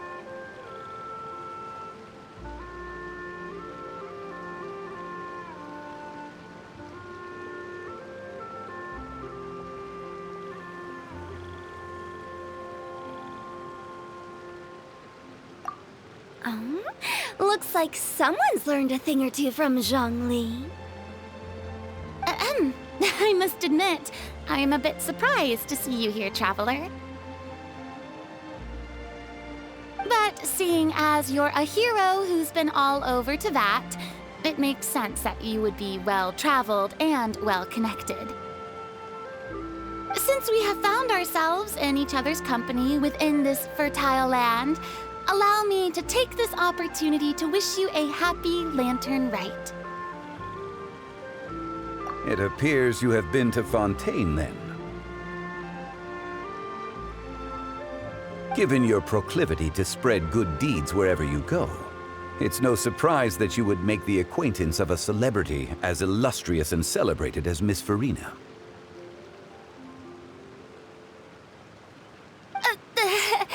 That's quite high praise. What I mean to say is, you flatter me, Mr. Zhongli. Although I've built up a certain following within Fontaine, it is no reflection of strength or wisdom. I stand before you right now as nothing more than an ordinary traveler in search of beautiful scenery and creative inspiration. There is definitely more to Mr. Zhongli than meets the eye. I could tell as much from our conversation earlier.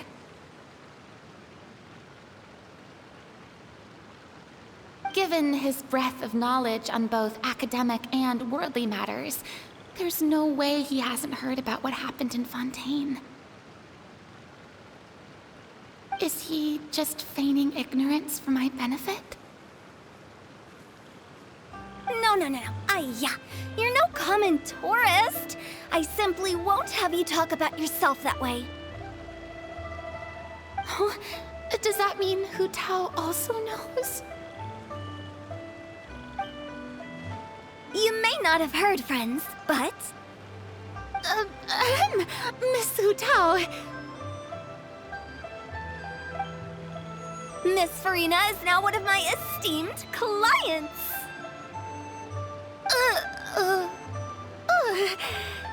Yup.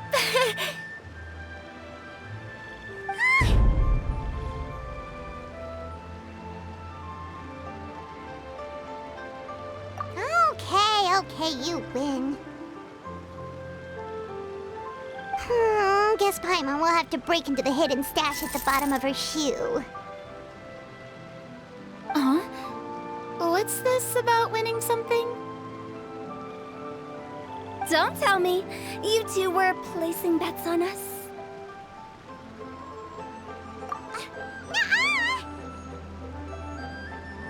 We just saw you guys standing on the side of the road and couldn't help but take guesses as to what you were talking about.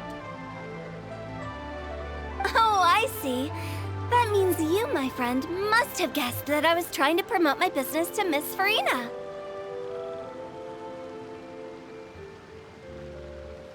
That I do, my friend. What was Paimon's guess then? Paimon thought Zhongli was showing the newbie around. By newbie, you mean me, right? If that's the case, then Paimon's guess was also correct. Oh, that's right. Mr. Zhongli was telling me about some great sightseeing spots in the area. Ha! You see? Paimon was right too! Since both of our guesses were right, there can't be a winner or a loser. Hey, don't Don't be upset, traveler. How about this? You buy Paimon a bowl, and Paimon will also buy you a bowl. As for the third bowl... Since I was the subject of the bet, perhaps it should go to me? You know, as a congratulations for the huge deal I just struck.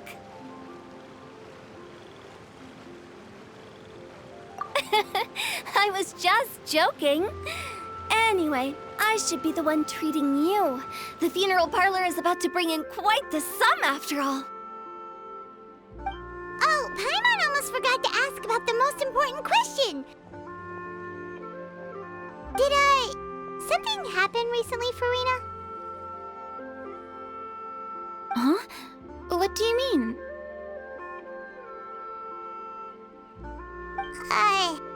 Well, you know, with you enlisting the services of Wangxiang Funeral Parlor and all. Oh, well, yes. Really? Oh, no. Paimon is so sorry for your loss. Although Paimon may have not known the person, please accept Paimon's deepest... Whoa, it's not like that, Paimon. Huh? But Paimon just thought, since you hired the services of a funeral parlor and all... Hey, it's not that big of a stretch. Really, Paimon? It's not like you don't know me. Do I look like I know anyone who would ask me to coordinate their funeral?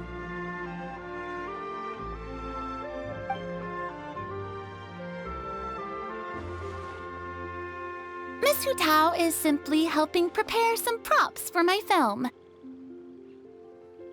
Not too long ago, I read a collection of horror stories from Liyue. The content was spectacular. In fact, I still feel the need to sleep with the light on even now. Anyway, that's not the point. Now that Fontaine's biggest star has returned to the stage, I figured it's about time the industry enjoyed a breath of fresh air.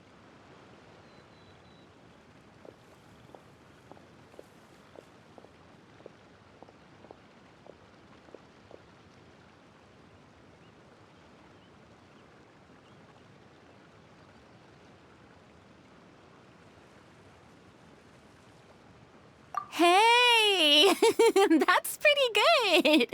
I'll have to remember that for my ad posters. Oh, Paimon sees. That makes a lot of sense. So, did you come to Liyue just to enlist the services of Wangxiang Funeral Parlor? Well, not exactly. My original plan was to just relax and enjoy the sights. But then I ran into Miss Hu Tao and Mr. Zhongli, and well, you know the rest. I suppose it was meant to be. It was a fated meeting indeed. Zhongli sure loves his lofty turns of phrase. But if you ask me, it's all thanks to that man who stopped to ask for directions. Oh? Who was it? It's someone you know. Wanna take a guess? What? How did you guess that on your first try? Very impressive, my friend. Your guessing game is spot on today.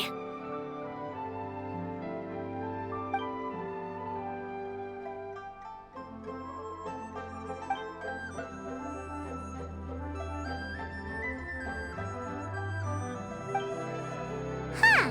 Paimon never thought Neuvillette would be the type to get lost. I'm sure he didn't get lost. Even I was able to find my way to this place without any trouble. He was already getting ready to leave by the time I arrived. He just wanted to ask someone about the quickest way to get back to Fontaine. Yup, that's exactly what he asked. This area is full of mountains and rivers. It's normal to not know the fastest route. Were you the one that pointed him in the right direction, Hu? Of course. I'm also a guide of sorts, you know. So naturally, I also have a great sense of direction. But speaking of your friend... What about him? He doesn't get out much, does he? Ah, no wonder. He was stiff as a board and way too polite. I would have never guessed he was here on vacation if you hadn't told me. All in all, he was only here for half a day. I'm pretty sure he is the only one who would consider that to be a vacation. Oh? This gentleman you speak of must keep a demanding schedule. I'm sure he does. You didn't see him, but he was dressed like he was about to attend some important meeting. It wasn't anything like what someone would wear on vacation. Is that so? Wait, you didn't see him, Zhongli? Unfortunately, no. At the time, it appeared as if Director Hu and Miss Farina were having quite the productive conversation. I know matters of business can take much discussion, so I decided to fetch some tea for them. What a shame. That gentleman seemed like a sophisticated sort of guy. I actually think you two would have hit it off. Is that so?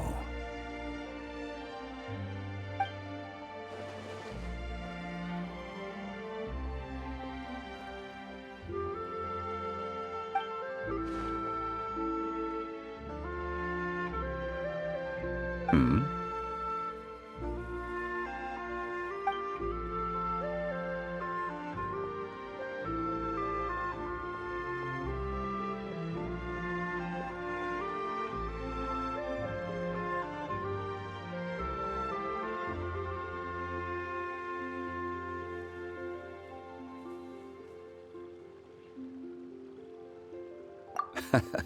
To borrow Miss Farina's turn of phrase, perhaps it just wasn't meant to be. Well, with the Traveler around, I'm sure you'll have a chance to get to know each other at some point. That's right. She's got more friends than she knows what to do with.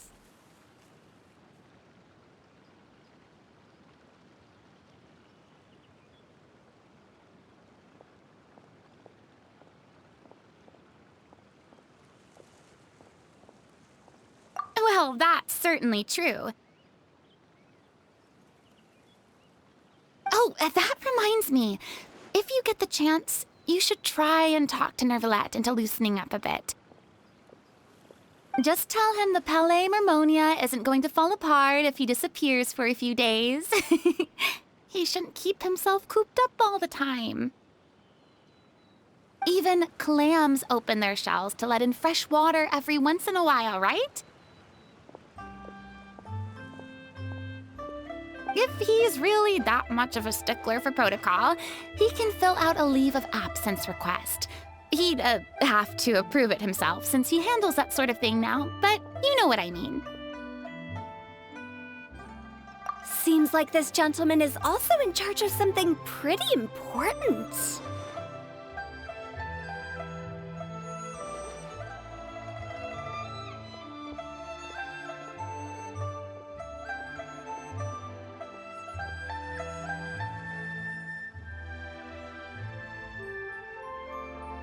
Yeah, sounds like a pretty uptight sort of guy, all right. In my experience, a leader needs to be able to roll with the punches. That also includes knowing when and what to prioritize. It seems like your friend still has a lot of growing to do.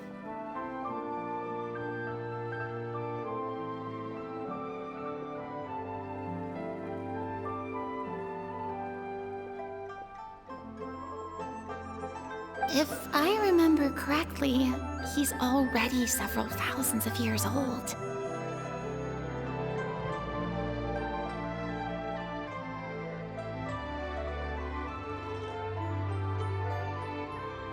You're quite right, Miss Hutao. Oh?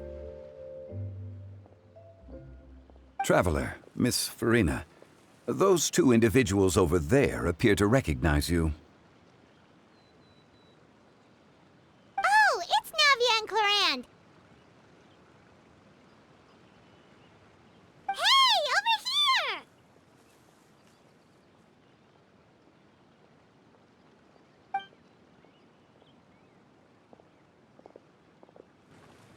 We saw you all chatting over here, and we're wondering if we could join in.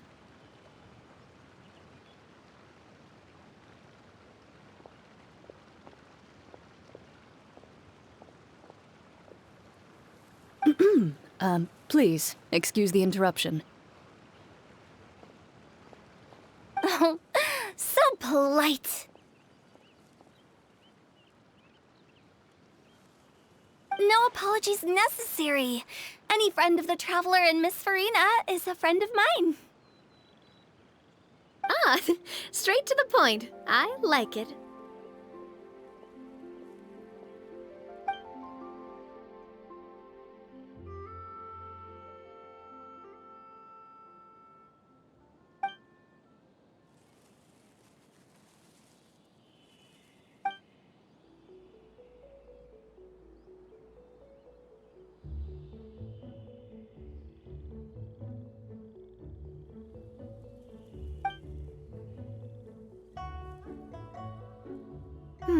It's getting late.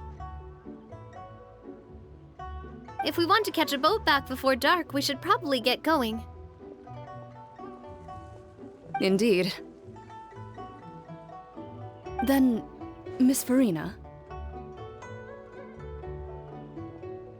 Oh, yes?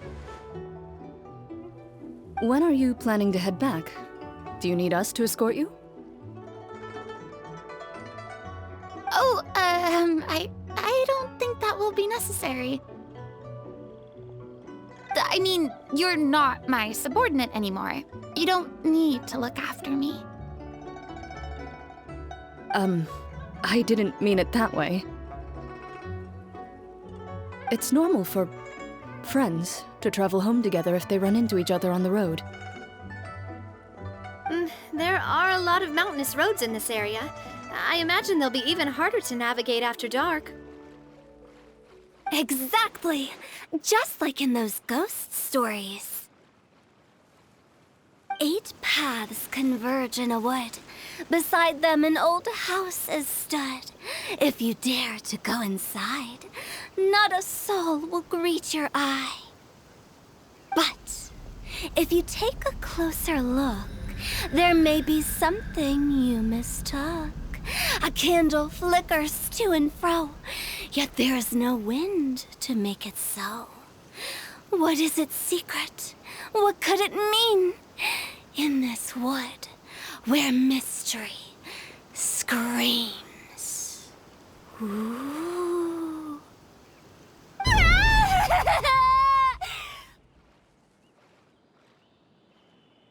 My dear demoiselles, ladies, no, I mean friends, please take me with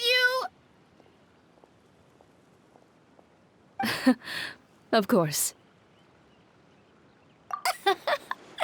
Gotta say, Farina, you are really quite the character. By the way, did I hear you mention that Clorand used to work under you? Then you must have also been a leader at some point. Well, that's, all in the past now. Besides, being a leader is hard. It wasn't the right job for me. I prefer how things are now. I can come and go as I please, and get to enjoy the sweet taste of freedom. I see. Well, you've certainly picked an apt place to relax. Qiaoying Village is an exemplary choice. Only the best. And I've learned a lot, too. Thank you so much, Miss Hu Tao and Mr. Zhongli. It's fine. You've thanked us more than enough already. The next time you're in this neck of the woods, I'll treat you to some dim sum in the city. Dim sum. Is that some kind of Liyue term for snacks or desserts? They are a part of it. It's basically a table full of as much tea, sweets, and good company as you can manage. Oh, so it's basically a tea party! Sounds great! Make sure to order the winter melon cake and the lotus flower crisp. They're so sweet and delicious, Paimon knows you'll love them. Ooh, okay. I'll be looking forward to it then. Wait, but didn't you guys say you were here on vacation? How come you're all going home empty-handed? Of course I am. I bought tons of fun things to bring home with me. A kite, a parasol, a little tin frog that jumps. Oh, and a stuffed toy of a mythical beast. Chlorand is the one who didn't buy anything for herself. So, all you're bringing back with you is that tea? And some tea-flavored hard candies. They're for Sijwin.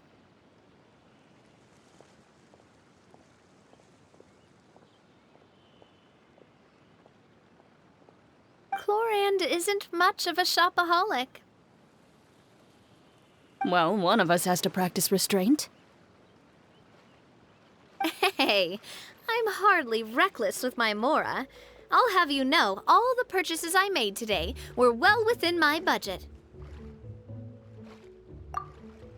Me? Oh, well, I bought some tea, of course. I just had to try all the varieties recommended in the Steambird. Other than that, just some bits and bobs, you know. A little bit of this, a little bit of that.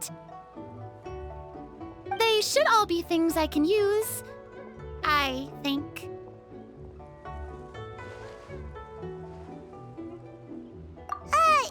Now Paimon's even more confused. If you bought that much stuff, where did it all go? Into one of Linny's magic packets? Oh, actually... Monsieur Neuvillette took them with him.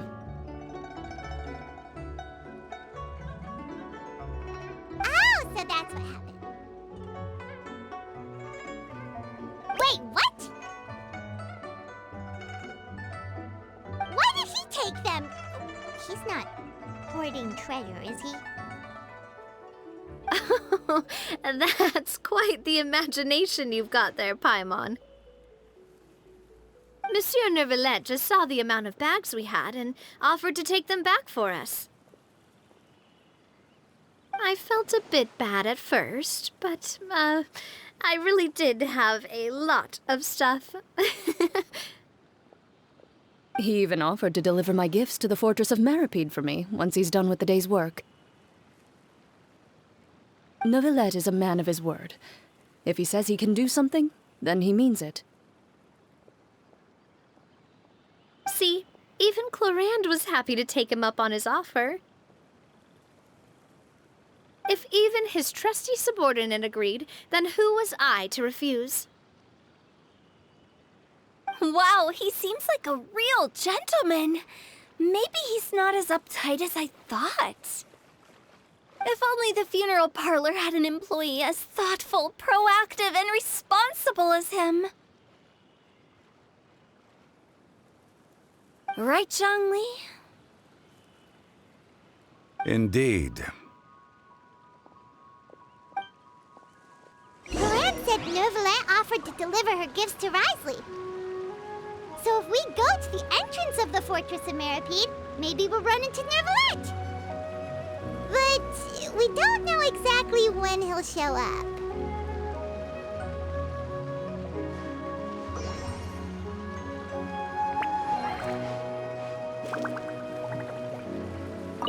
Oh, that reminds me. A new year of work is about to begin. If there's anything you want to talk about, Zhongli, you know you can come to me. I'm all ears. Does the director have any concerns? It just seemed like you were a bit preoccupied today, and much less talkative than usual. You barely said anything other than, "Is that so?" and "Indeed." If you ask me, I'd say you're having a midlife crisis. You're getting to be around that age after all. Is that so? Ugh. I jest.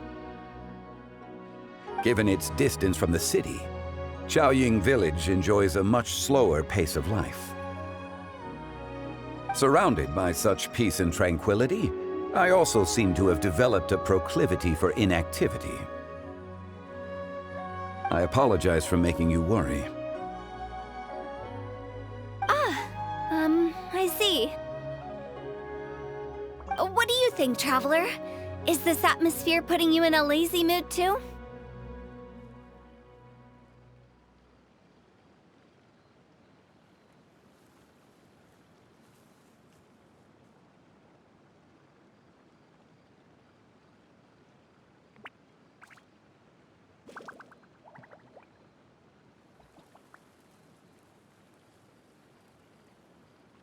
Wow, you are getting really good at these kinds of lines. Indeed.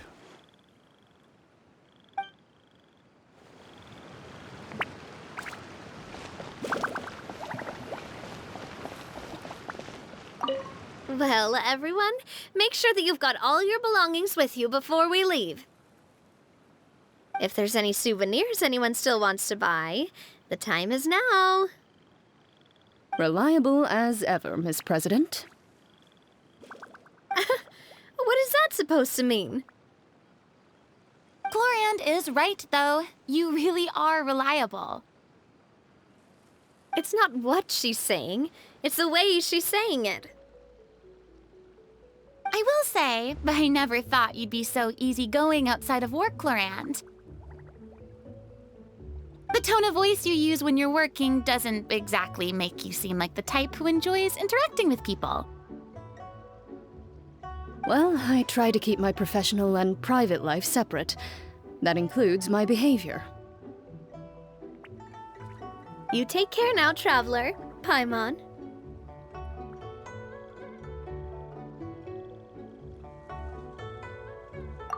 Trying to act cool now, are we? Well, I guess it's not an act for you, is it? You are indeed quite strong.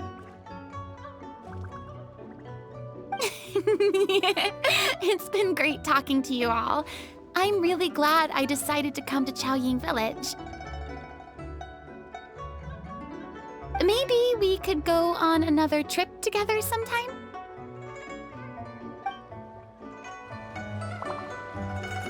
Look! It's Neuvillette! We lucked out!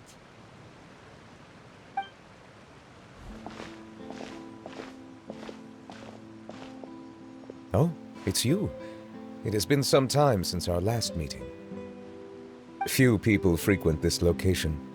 Since I was able to conclude my work early for the day, I thought I might take a walk and avail myself of this area's peace and quiet.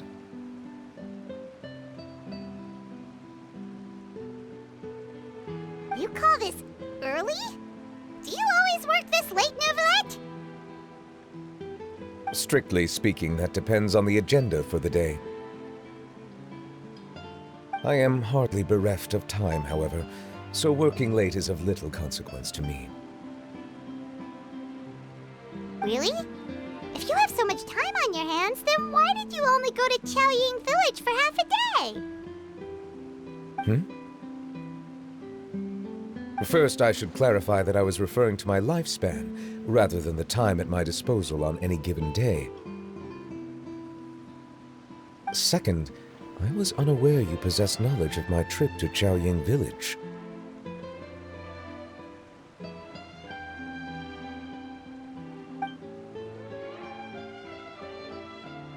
I see. thank you for informing me. Yes, they have been safely delivered. I have to hand it to Clorant. Just a simple gift delivery, and she has the great and mighty Udex at her beck and call. I was just passing through. It was merely an act of convenience. All right. Then I hereby confirm receipt of the goods on behalf of the staff of the Fortress of Meripede. A verbal receipt of confirmation? Is such a formality really necessary for a small matter such as this? Guess not. This quantity of tea, though, seems a little excessive for a gift, don't you think? Before you know it, they'll start accusing me of taking bribes. About that. Much of that is my own excess, I'm afraid. Oh? Why? What happened? It was buy 10 boxes, get half off. Ah, that explains it then. Well, go ahead and leave them to me. I'll get through this stash as fast as I can. You have my thanks. Oh, there's something else I'd like to give to you. This is a stone slate, engraved with a symbolic design. While that is an apt description, it is in actuality a legal codex. A legal codex, huh? Before the advent of modern writing utensils, information was recorded on stone slabs such as this. The law was no different.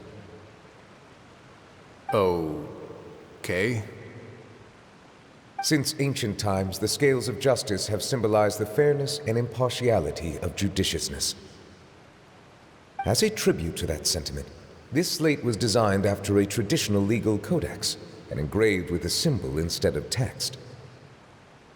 During my travels recently, I chanced upon a roadside stall offering tourists the opportunity to try their hand at the ceramic arts, so I decided to have a go.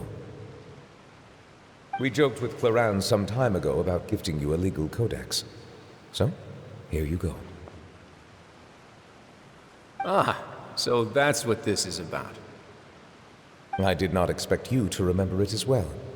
In any case, I hope this can be considered as a reasonable attempt to join in on the banter.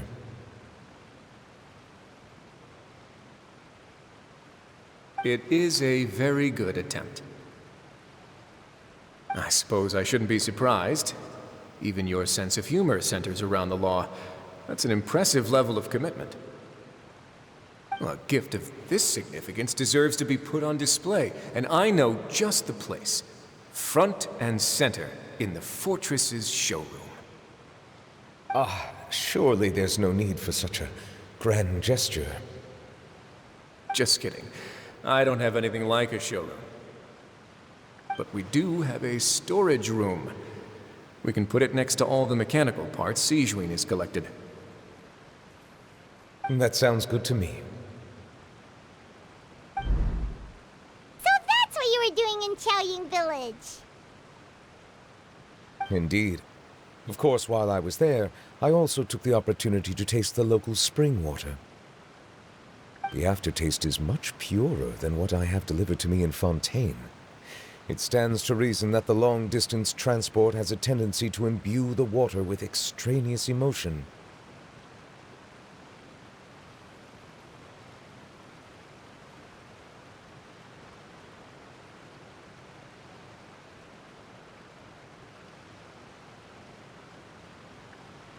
If you want to experience the true flavor, you simply have to go to the source. Perhaps I should organize some time off to do the same elsewhere. Then we are of the same mind. It appears my desire is justified. If you say so, but you know you don't have to justify a vacation, right? You can just take one. After all, you're hardly bereft of time. You can do whatever you want. You're quite right. I suppose I suffer not from a lack of opportunity, but rather a lack of inspiration. However, after reading a few articles about Liyue's holiday traditions, the idea popped into my head and made itself quite at home. Seeing as I was free of responsibilities for the morning, I decided to depart at once. Refreshing. My spontaneous outing seemed to inspire quite a few other spontaneous decisions as well. Take, for example, my foray into ceramics. At first, soil from the ground is granular and unforgiving, but add the right amount of water, and it becomes soft, moldable, and able to take shape.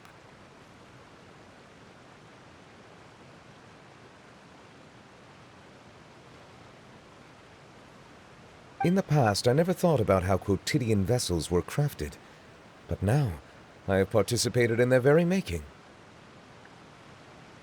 This is also something I made today.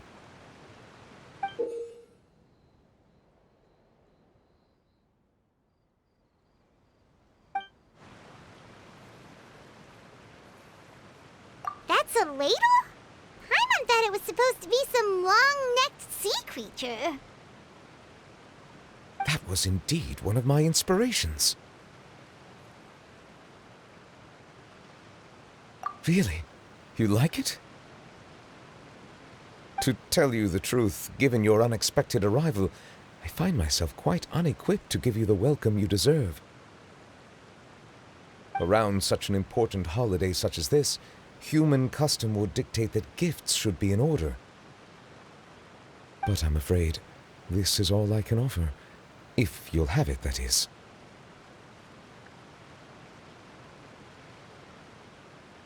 That is precisely why it would do me such a great honor if you accepted. You are most welcome. Happy Lantern Rite.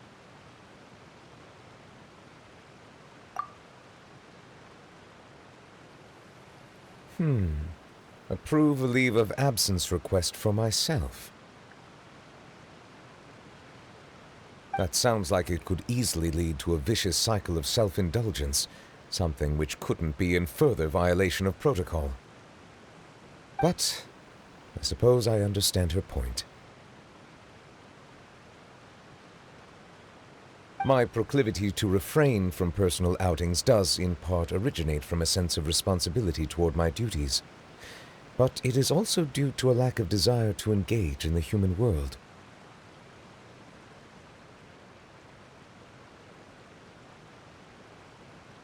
But now I see that the human world is indeed full of many interesting places to discover.